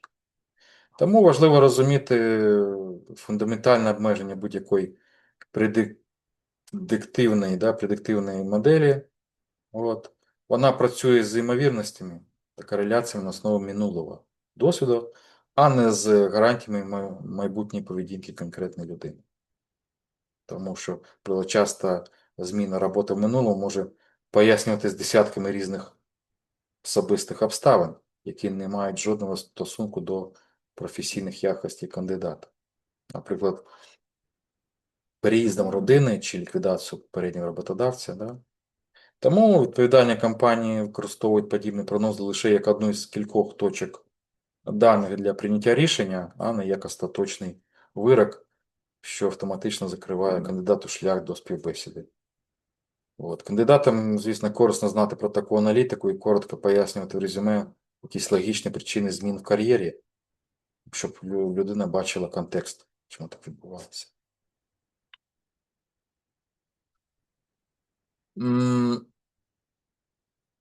Ну, такі односторонні відеоінтерв'ю, вони стали особливо популярними під час масового дистанційного найму, да? Там, під час ковіду і так далі. Сьогодні багато великих компаній використовують цей формат на початковому етапі відбору. Кандидату надсилають посилання, він самостійно записує відповіді на стандартизований набір запитань. У зручний для себе час без живого співрозмовника на іншому боці, скажімо, екрану. Да? Далі відбувається найцікавіше, я б сказав, да? Замість того, щоб рекрутер переглядав години відеозапису вручну, що просто фізично неможливо при 1000 кандидатів, система транскрибує мовлення в текст і аналізує зміст відповіді на релевантність до посади, наявність ключових професійних термінів та загальну структуру відповіді. Рекрутер отримує стислий звіт з виділеними найсильнішими і найслабкішими фрагментами, що дозволяє прийняти рішення про запрошення на наступний етап значно швидше, ніж переглядаючи кожне відео повністю. Ця технологія дійсно економить величезну кількість робочого часу під час масового набору, наприклад, в роздрібній торгівлі чи там кол-центрах, де на одну вакансію можуть відгукуватися сотні людей щотижня. Водночас, провідні експерти з етики HR-технологій наполягають на одному критично важливому принципі. Кандидатам має бути прозоро повідомлено, що саме оцінює система. А компанія повинна мати чіткий процес оскарження результату, якщо кандидат вважає оцінку несправедливою чи помилковою через технічний збій. Для кандидата ж порада наступна. Перед записом перевірте якість інтернет-з'єднання, освітлення, звук. Якщо погана технічна якість запису може негативно вплинути на транскрипцію мовлення системою, да? Навіть якщо зміст вашої відповіді буде абсолютно правильним і змістовним, тому перевіртеся в технічній стороні, ну і в тому, що я сказав. Да? Тобто зверніть увагу на ті всі фактори, які впливають на якість звуку і, скажімо, значить, на якість звуку і на освітлення, і на такі моменти.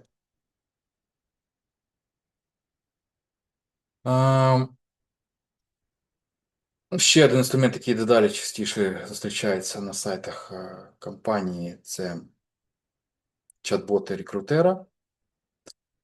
Коли кандидат відгукується на вакансію замість очікування відповіді від живої людини протягом кількох днів чи навіть тижнів, він одразу потрапляє в діалог з автоматизованим асистентом. Такий чат-бот може відповісти на типові запитання про графік роботи, розмір заробітної плати, формат співбесіди чи соціальний пакет, зібрати базову інформацію про досвід кандидата у форматі короткого опитування і навіть одразу запропонувати кілька вільних слотів для запису на співбесіду в календарі рекрутера, без жодного очікування підтвердження вручну. З точки зору компанії, головна перевага це швидкість реакції. Да? Тобто дослідження показують, що кандидати значно частіше приймають пропозицію про співбесіду, якщо отримують відповідь протягом кількох годин, а не днів. Тому автоматизація первинного контакту напряму впливає на якість та кількість найму. Ну, водночас є реальний ризик, про який варто пам'ятати обом сторонам. Якщо компанія повністю передоручає чат-боту весь процес спілкування, аж до фінального етапу кандидат може відчути знеособленість і брак людяності в процесі. І це негативно вплине на його враження про компанію роботодавця, незалежно від того, наскільки технічно досконалим є сам алгоритм. Тому провідні практики радять використовувати чат-ботів саме для рутинних, ранніх етапів взаємодії, а для замітнень живого спілкування на фінальних стадіях процесу найму потрібно все ж таки зустрічатися вживу. Тобто хороша практика це чітко позначити, що кандидат спілкується з ботом, і передбачити спосіб швидко перемкнутися на реального рекрутера.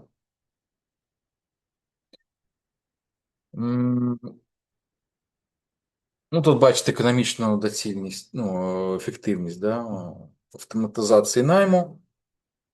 Чому, скажімо так, компанії взагалі йдуть на впровадження цих технологій, попри всі складнощі або етичні ризики, про які я казав.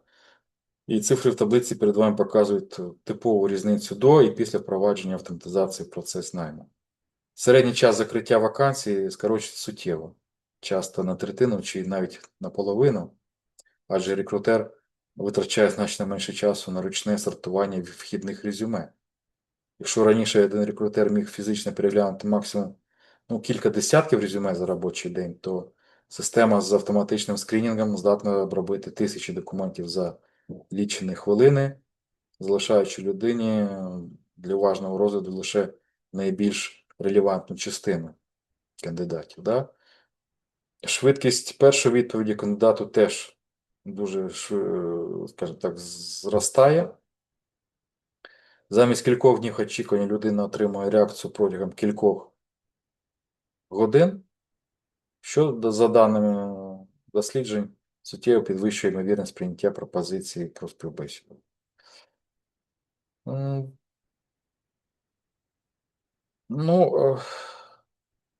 Так. Тут наведений кейс Амазону, перейдіть алгоритму до статі.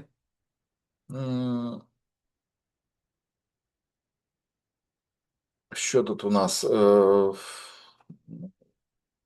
Це такий найбільш цитований приклад такої великої технологічної компанії, яка кілька років тому розробляла для власних потреб експериментальний інструмент автоматичного скринінгу резюме кандидатів на технічні позиції. Ідея була простою, здавалось би, логічною. Навчити систему на масиві резюме людей, яких компанія наймала протягом попереднього десятиліття, щоб алгоритм навчився впізнавати паттерн успішного кандидата. Але тут проявилася прихована проблема.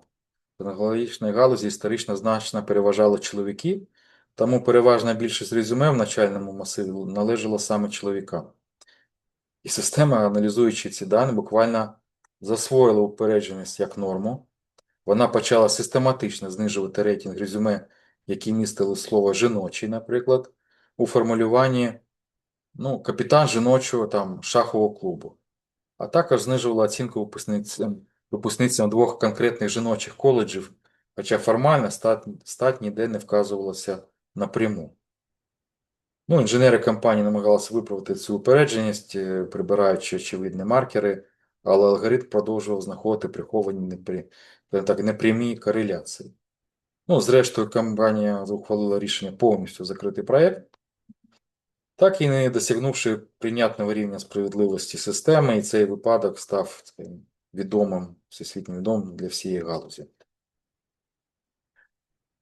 Е,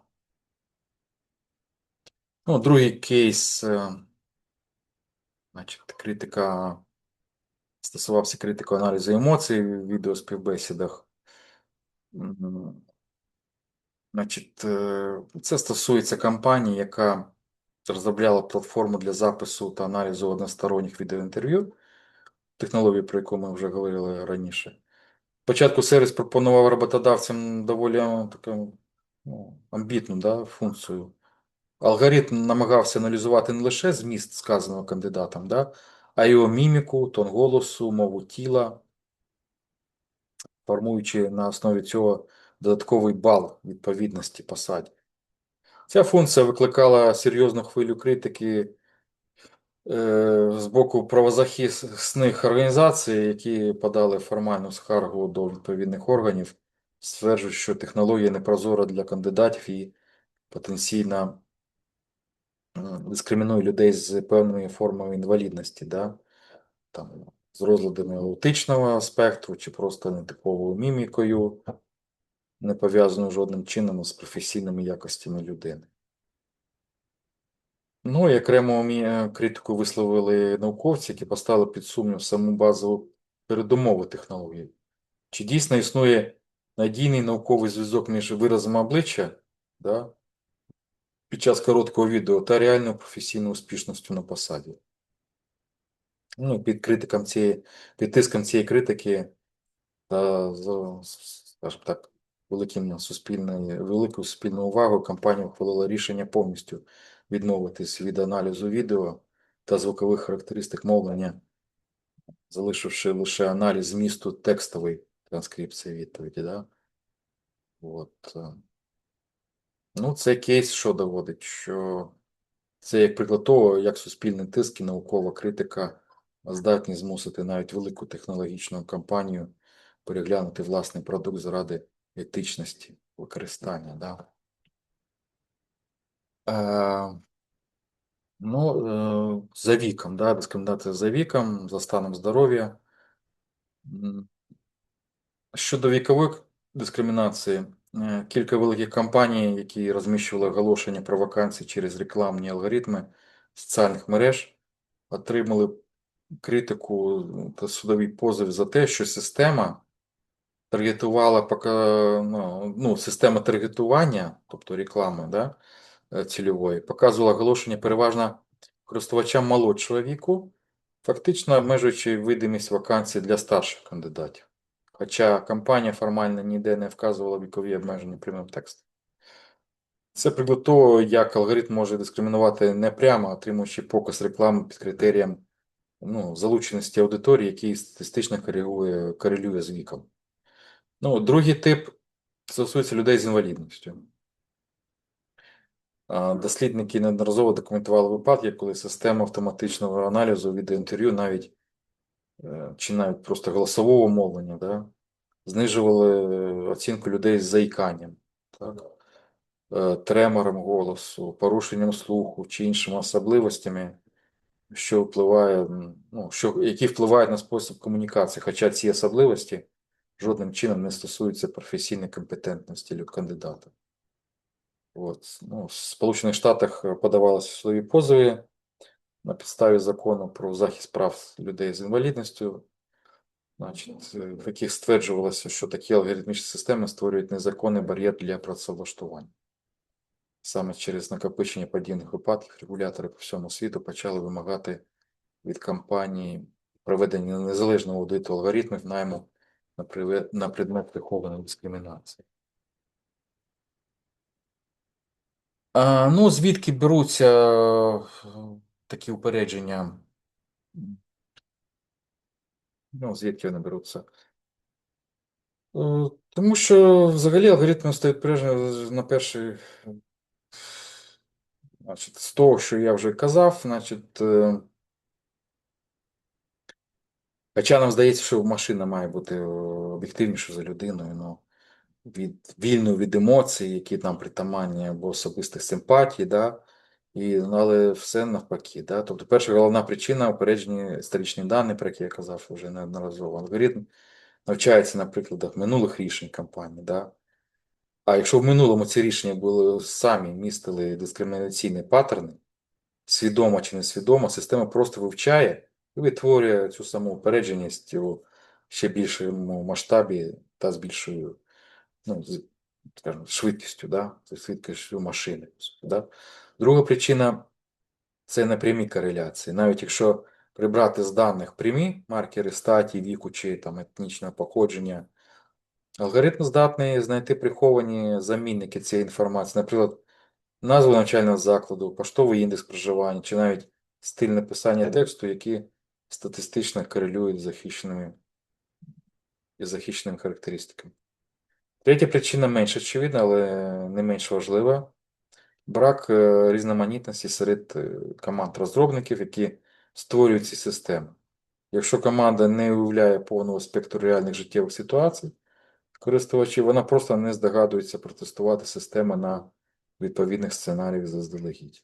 Четверта причина це відсутність незалежного аудиту перед запуском у реальну експлуатацію, коли компанія довіряє власним внутрішнім тестам без стороннього критичного погляду і нарешті, ну, скажімо так, надмінна віра людей в нібито автоматичну об'єктивність технології сама по собі є фактором ризику, адже вона знижує пильність критичного контролю.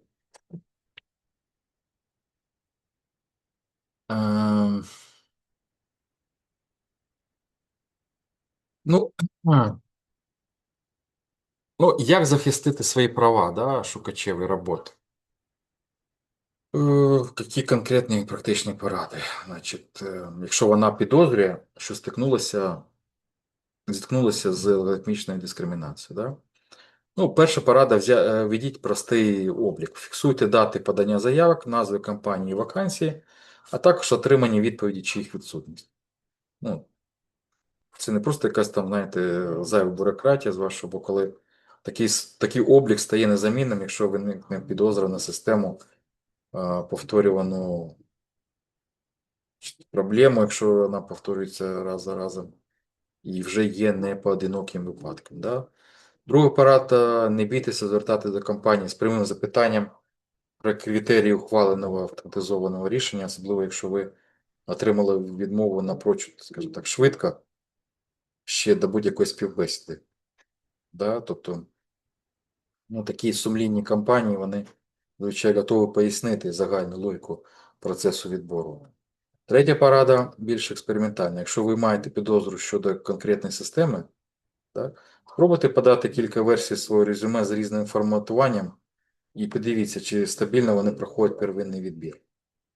Суттєва різниця в результатах може вказувати на технічну проблему парсингу, а не на об'єктивну оцінку вашого досвіду. Ну, четверта порада стосується правового аспекту, тому що в країнах з Європейського Союзу далі частіше кандидати мають, ну, в інших юрисдикціях так само впроваджується, кандидати мають законодавчо закріплене право вимагати пояснення логіки автоматизованого рішення, яке суттєво впливає на них. І нарешті, у разі системної повторюваної дискримінації варто звернутися до профільних правозахисних організацій чи державних органів захисту прав працівників.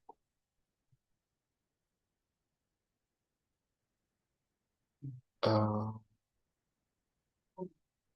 Як же роботодавцю уникнути алгоритмічної дискримінації? Да? Тобто поглянемо на цю проблему з іншого протилежного боку, да? Що може і повинна робити компанія, щоб мінімізувати ризик алгоритмічної дискримінації у власних процесах найму. Можливо, хтось з вас і в такій ситуації так само буде опинятися. Перша і найважливіша рекомендація – регулярний незалежний аудит алгоритму. Да? Бажано силами зовнішніх фахівців, які не зацікавлені в позитивному в результаті перевірки і здатні об'єктивно оцінити систему на предмет прихованої упередженості за різними демографічними групами. Друга рекомендація стосується самого процесу розробки. Команда, яка створює чи налаштовує систему, має бути максимально, значить, різноманітною за досвідом, віком, статтю, да, якимись культурними походженнями. Саме різноманітність команди допомагає заздалегідь помітити потенційні сліпі, кажуть, зони, які одноманітна команда просто не здогадується протестувати.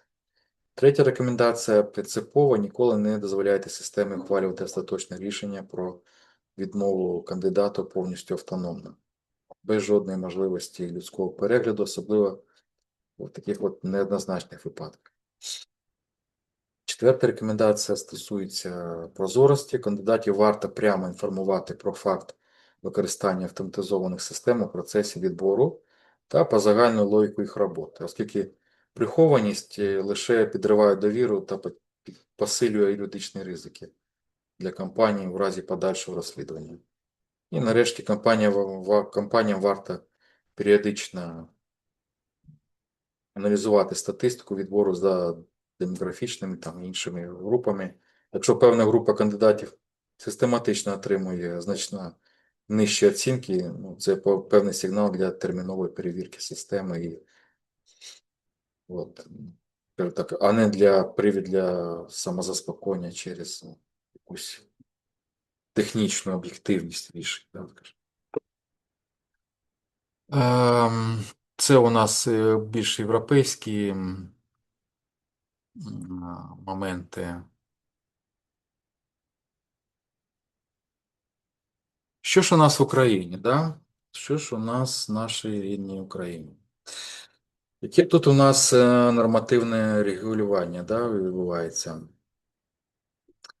Ну, скажімо так, наша країна перебуває на етапі активного формування власної нормативної бази щодо штучного інтелекту, і цей процес тісно пов'язаний з курсом на європейську інтеграцію. Да? Українське законодавство свідомо орієнтується на гармонізацію з європейськими стандартами, включно з тим самим AI Act, да, який там прийнятий. Зокрема, в Україні вже затверджена концепція «Біла книга» регулювання штучного інтелекту, яка окреслює загальні принципи та подальші кроки розвитку галузевого законодавства.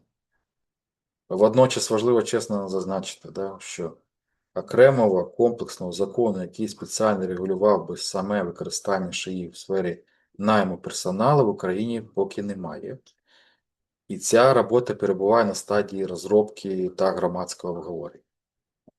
Це не означає відсутність повну, да, правового захисту. Чинний закон про захист персональних даних поширюється і на автоматизовану обробку резюме. От, і інших документів кандидатів так само, як і в інших країнах з подібним законодавством. Крім того, Кодекс законів про працю містить загальні норми, які забороняють дискримінацію за різними ознаками під час прийому на роботу. І ці норми теоретично застосовані незалежно від того, людина чи алгоритм ухвалював дискримінаційні рішення. Да? Ми знаємо проблему ейджизму дуже добре. Ну і практика права застосування саме алгоритмічна дискримінація в Україні поки перебуває на початковому етапі формування. Да? От, така практика. Маємо бути свідомо цього факту. Так.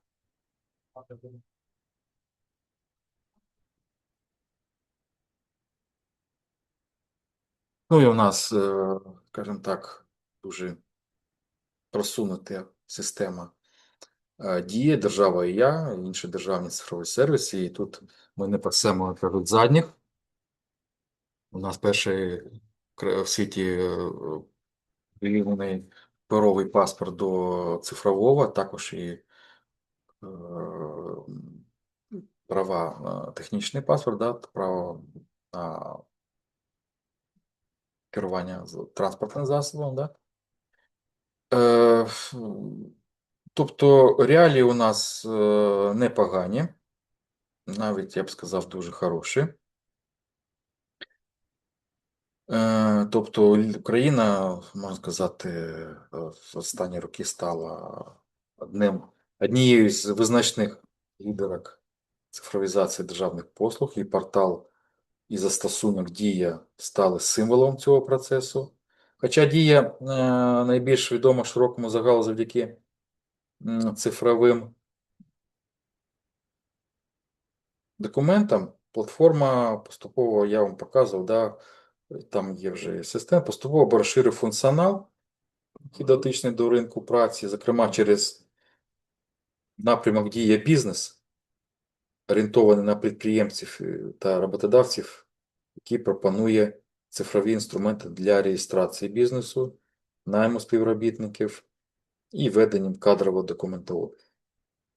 Наприклад, Державна служба зайнятості, в свою чергу, поступово впроваджує систему автоматизованого підбору вакансій для зареєстрованих безробітних через аналіз профілю людини і пропонує релевантні варіанти працевлаштування через електронний кабінет, подібно до того, як це роблять комерційні платформи пошуку роботи. Тобто цифровізація суттєво спростила процес підтвердження освіти, трудового стажу, що раніше вимагало особистого відвідування архівів чи установ, а тепер часто доступно буквально за кілька натискань у смартфоні. Хоча повноцінна інтеграція штучного інтелекту в державній сервіси ринку праці в Україні перебуває ще на початковому етапі, да, порівняно з комерційними платформами. Разом з тим, наявна цифрова інфраструктура створює міцне підґрунтя для швидкого впровадження подібних технологій в найближчі кілька років.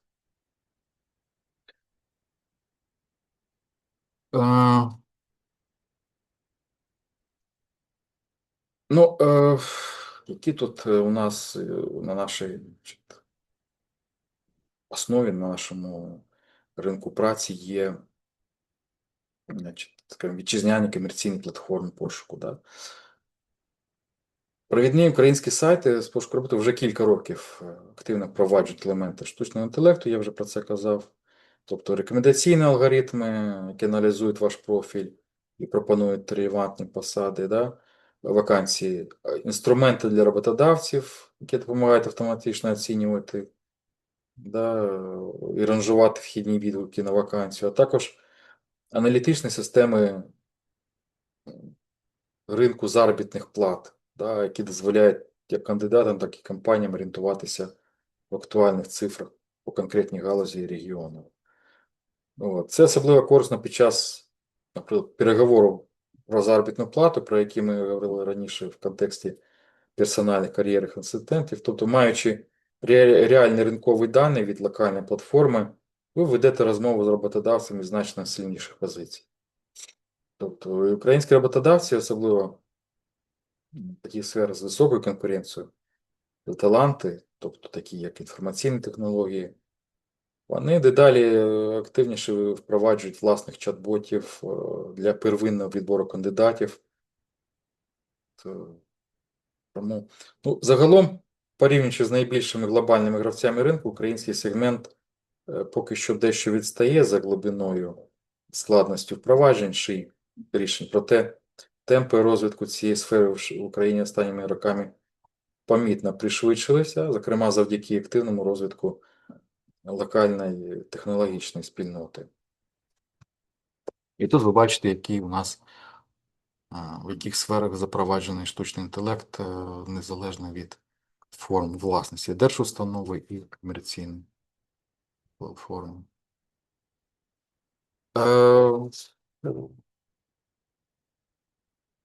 Досвід українського IT-сектору, наприклад, на прикладі компанії Gini, да, на прикладі сервісу Gini. На відміну від універсальних сайтів пошуку роботи, ця платформа з самого початку зробила ставку на відкриту статистику. Кандидат бачить, скільки людей відгукнулося на конкретну вакансію, яка частка з них отримала запрошення на співбесіду і навіть орієнтовний діапазон заробітної плати за конкретною технологією та рівнем досвіду. Розрахований на основі великого масиву реальних, але анонімізованих даних спільноти, да, прихованих. От. І ця прозорість статистики сама по собі є формою застосування аналітики великих даних, хоча і не завжди у вигляді генеративного шиї в класичному розумінні. Ну, водночас рекрутери, які працюють через цю платформу, активно використовують сучасні інструменти автоматичного скрінінгу технічних резюме, оскільки конкуренція за кваліфікованих розробників в українській IT-сфері традиційно дуже висока, а швидкість реакції на відгук кандидата часто вирішує, чи погодиться він взагалі розглядати цю пропозицію. От, через високий рівень цифрової грамотності і цифрової технічної обізнаності аудиторії саме наш IT-сектор фактично став своєрідним випробувальним полігоном для нових практик найму, які згодом поступово переймають і інші, так, менш технологічно орієнтовані галузі економіки. Особливо особисто, скажімо так, раджу всім, хто працює чи планує працювати в сфері IT, регулярно приглядати таку відкриту статистику. Вона дає чесне уявлення про реальний стан ринку значно краще за будь-які загальні оцінки чи чутки, от, які поширюються в професійних спільнотах. Е, так, тому важливо будемо брати. Мгм. Ну, це, я думаю, дуже важливо. Практичний чек-ліст для кандидата. Ми наближаємося до завершення і дійшли до того практичного підсумку нашої лекції цієї частини. Да? Значить, практичний чи конкретний чек-ліст для шукача роботи, який можна застосувати буквально вже сьогодні. Да? Перший пункт: завжди адаптуйте резюме під конкретну вакансію. Я про це казав. Да? Використовуючи саме ті ключові слова, які згадані в оголошенні, замість того, щоб надсилати один той самий універсальний документ на всі позиції поспіль. Другий пункт: обирайте просте, лінійне форматування без складних таблиць, багатоколонкової верстки чи надмірної графіки, оскільки саме такий формат найнадійніше розпізнається автоматизованою системою відбору. Третій пункт: сміливо використовуйте шиї інструменти для створення першого чорнового варіанту тексту, але завжди редагуйте результат власними словами, да, додаючи там деталі особистого досвіду, які неможливо підробити генеративною моделлю. Четвертий пункт: потренуйтеся з шиї на шиї тренажері, а тренажером ви просто берете модель, даєте йому роль, так і кажете, ти мій тренажер, т'ютор, співрозмовник, HR-менеджер уявний, да? Ти мені задаєш питання, от, і я відповідаю, ти даєш сильні і слабі сторони на фідбек певний. Да? Е, Щоб для чого? Щоб зняти тривожність, щоб, значить, ну і зрештою підготуватися, це може бути професійний, побудувати в професійному ключі, так, щоб він задавав вам професійне питання, а ви ті питання, які ви вже встигли забути, освіжили в пам'яті. Ну, крім того, технології розвиваються, знання розвиваються, і, можливо, ви за період своєї відсутності на роботі вже ж подзабули певні нюанси своєї роботи, а він завжди буде в курсі цих нюансів. Е, П'ятий пункт: дублюйте найважливіші ключові навички одразу в кількох розділах резюме. Шостий пункт: ведіть простий облік поданих заявок. Да? Сьомий: дізнавайтеся про свої права щодо автоматизованих рішень, якщо це можливо. От, тобто, якщо у вас постійно ви підозрюєте, що ви присутні упереджені з точки зору віку, статі, інвалідності і так далі, ви можете напряму задати питання, чому саме таке рішення ви прийняли, адже я маю великий досвід роботи. І, ну, зрештою, якщо ви хочете довести цю справу до кінця, ну, подавати певні компетентні органи, якісь запити, да? Щодо порушення ваших прав тому що вони прописані, що така поведінка роботодавців неприпустима. Інше питання, як далі з цим будете там працювати, ну, можливо, ви і не будете з ним працювати, просто вам захотілося когось поставити на місце. Да? Ем, ну і останній пункт. Регулярно оновлюйте свій профіль на платформах пошуку роботи, своє резюме оновлюйте. До речі, будьте свідомі того, що є різні типи резюме. В моїх от записах попередніх груп, там чітко, значить, можете побачити, що ми брали приклади, є функціональне резюме, яке більше зосереджене на ваших функціях, і навіть окремим розділом винесене на початку резюме. А є професійне для тих людей, у кого професійний ріст відбувався більш-менш лінійно, да? І навички можна вказувати буквально при зазначенні посад. Тобто ви оновлюєте профілі, означаєте, може, прибираєте якісь застарілі вже. Тому що загальна порада тримати резюме обсягом не більше, ніж дві сторінки для людей з великим досвідом і до одної сторінки людей з початковим досвідом. Да? От, ну, крім того, треба прибирати нерелевантні посади для того, щоб знову ж таки пройти АТС-системи. До речі, АТС-системи можна використовувати чат GPT, там є такі GPT-си, які за- працюють як АТС-системи. Да? Давайте покажу. Сьогодні ми мало зверталися до практичних інструментів для того, щоб встигнути сягнути в об'єм матеріалу.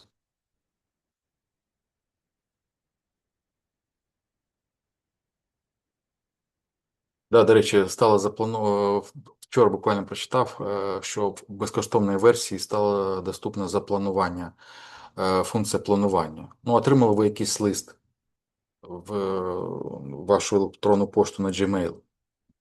І має спрацювати якийсь тригер. Я знаю, там. Перенестися дані в якийсь файл. Да, ці дані, які прийшли в листі, в якийсь файл перенестися. Да? Ну, можна розібратися тут з цим, да? Тобто з того, що тут є, або просто прописуєте звичайною мовою, або моніторинг пошти, як я вже сказав, дайджест і так далі. Так, отже, про те системи, тобто, бачите, я можу створити, бо в мене плюс підписка, є такий АТС, то такий GPT зможу створити. Да? Значить, шукаєте по ключових словах АТС, резюме, от у вас, і шукаєте, скільки тут плюсиків, да? Наскільки популярний даний GPT. Вчитуєте, що він може, бачите, і CV вам побудувати, CV, резюме, це одне те саме. Ви завантажуєте для того, щоб воно стартувало, да? Воно оцінюють. От. Тут ви створюєте,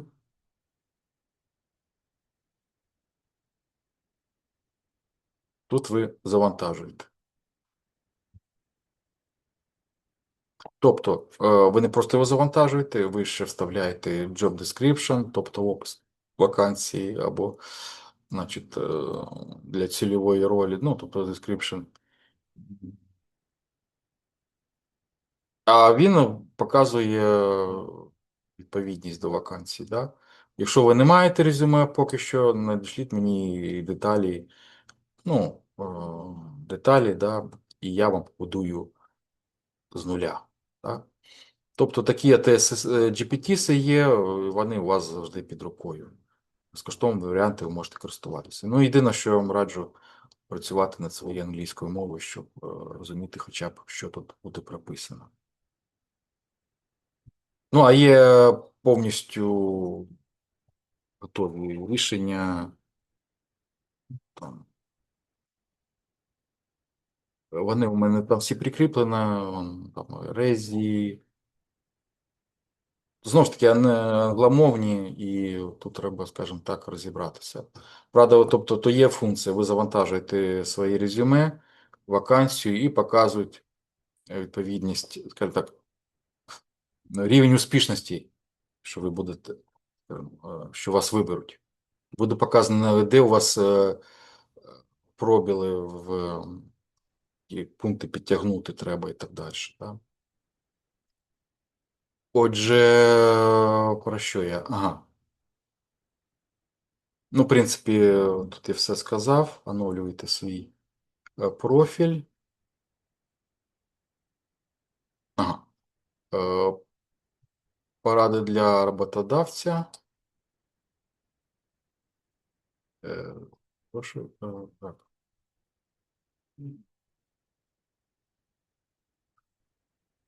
Для команд рекрутерів, команд для роботодавців, перший пункт. Регулярно перевіряйте алгоритм найму на предмет прихованої упередженості. Да? В ідеалі щонайменше раз на рік або після будь-якого суттєвого оновлення системи. Да?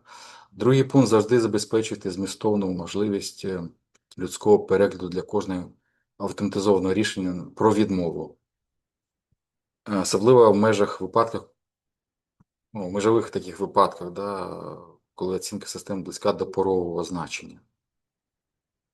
Третій пункт. Так, до речі, там Тернопільська область зараз. Бурбухайка у вас там летить десь. Третій пункт. Прозоро інформуйте кандидатів про сам факт використання штучного інтелекту в процесі відбору, оскільки прихованість підриває довіру і посилює юридичні ризики. Четвертий пункт. Свідомо формуйте, значить, команду розробників, тестувальників системи найму за віком, статтю, досвідом. П'ятий пункт. Періодично порівнюйте результат відбору за різними демографічними групами на предмет статистично значущих розбіжностей. Ем, Так, шостий пункт. Е, Шостий пункт. Не перетворюйте швидкість обробки заявок на єдиний критерій успіху е, найму. Да? Пам'ятаючи, що якість відбору важливіша за формальну оперативність. Ну і сьомий пункт. Інвестуйте в навчання власних рекрутерів, щоб вони розуміли реальні технічні обмеження та ризики інструментів, якими користуються щодня. Так.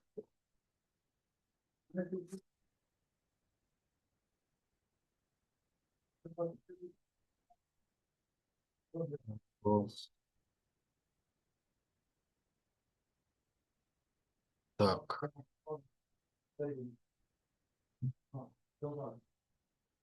Що тут буде більш для шукача? Для шукача ще буде важливим.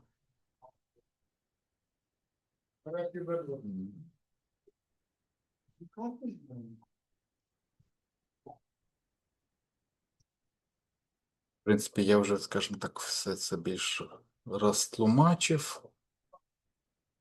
Що такого нового я і не відкрию. Так, в принципі, на цьому все. Е, Якщо чогось я не сказав, я більш вашу групу зробив такий націлений на теоретичні, ну, з практичним так само. От, інструментарієм, ну, вже менше, ніж в минулих групах, бо відчував, що деяку інформацію я просто не розкривав за браком часу і реально в тому людей, які там сидять за той бік, щоб вони тримали фокус уваги весь час, скажімо так, не знижуючи, да, от, без тої втоми. Е, Якщо ми брали більше інструментів, ми десь втрачали, скажімо, загальний огляд штучного інтелекту в його широті застосування. Да? Тому вашу групу була мета зробити трохи ну, з ухилом в теорію, але разом з тим застосуванням і практичних інструментів. От.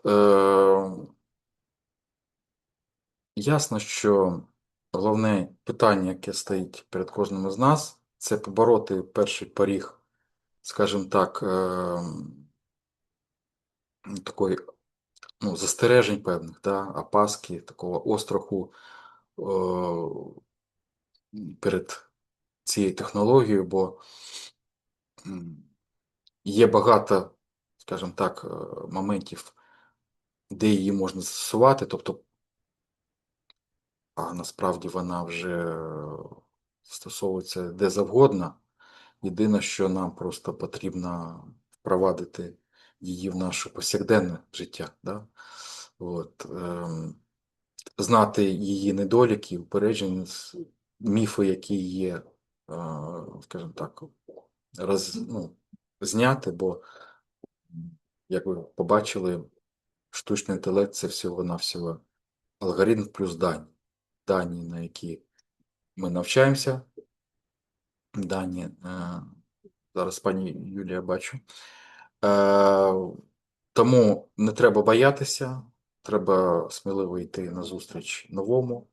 Тільки так цей потік, скажімо так, розвитку нас не залишить десь на узбіччі, а стане нашим супутником і нашим помічником. Так?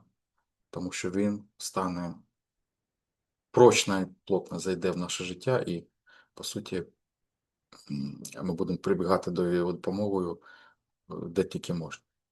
Так, пані Юлія, щось ви хочете сказати? Так, ну, по-перше, хочу подякувати вам за таке змістовне і корисне навчання. І хотіла запитати, який період часу буде доступне це навчання в класрумі, щоб детальніше і краще опрацювати його. Ну, сьогодні у нас четвер. Давайте до кінця тижня. До ранку понеділка. Вам буде достатньо там все?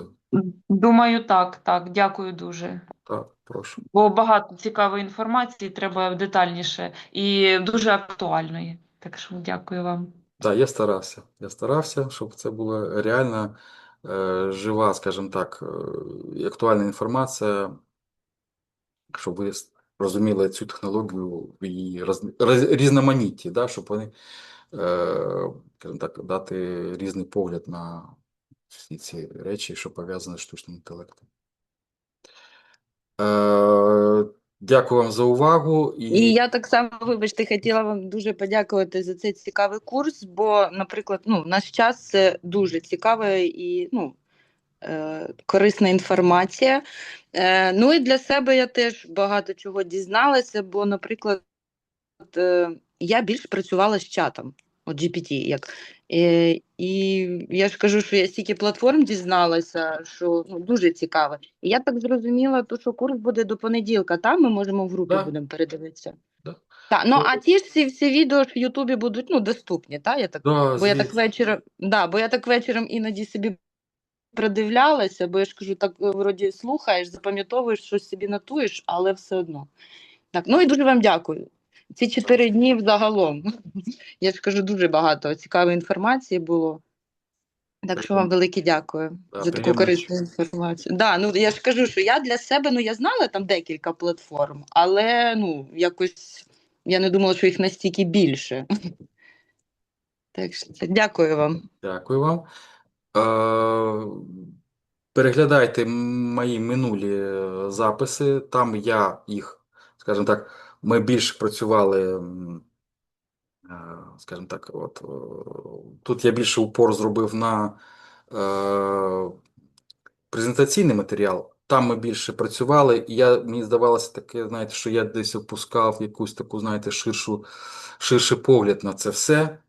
І тепер я просто хочу, скажімо так, вам дати, от ви можете зайти на мої минулі лекції, де ми е, більше Gemini, там і ноутбук LM я от не взяв, да, щось отаке у мене сидить, що я десь щось вам не показав. Ну, разом з тим, думаю, що, скажімо так, от тема нашого курсу, вона заключалася в тому, щоб показати от, з точки зору працевлаштування більше, да?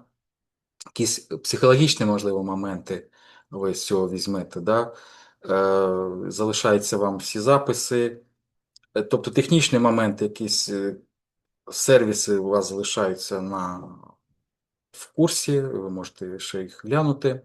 От. Тому дякую вам за участь, за теплі слова. І да, я ще вам дам посилання в чат, якщо там є когось, ну ви на словах відгук сказали, можете ще там в Google форму занести свої відгуки, записати для того, щоб, скажімо так, я бачив це в написаному варіанті. Так? Вам надішлють сертифікати, там подзвонять вам, чи ви прийдете до своїх спеціалістів за сертифікатами.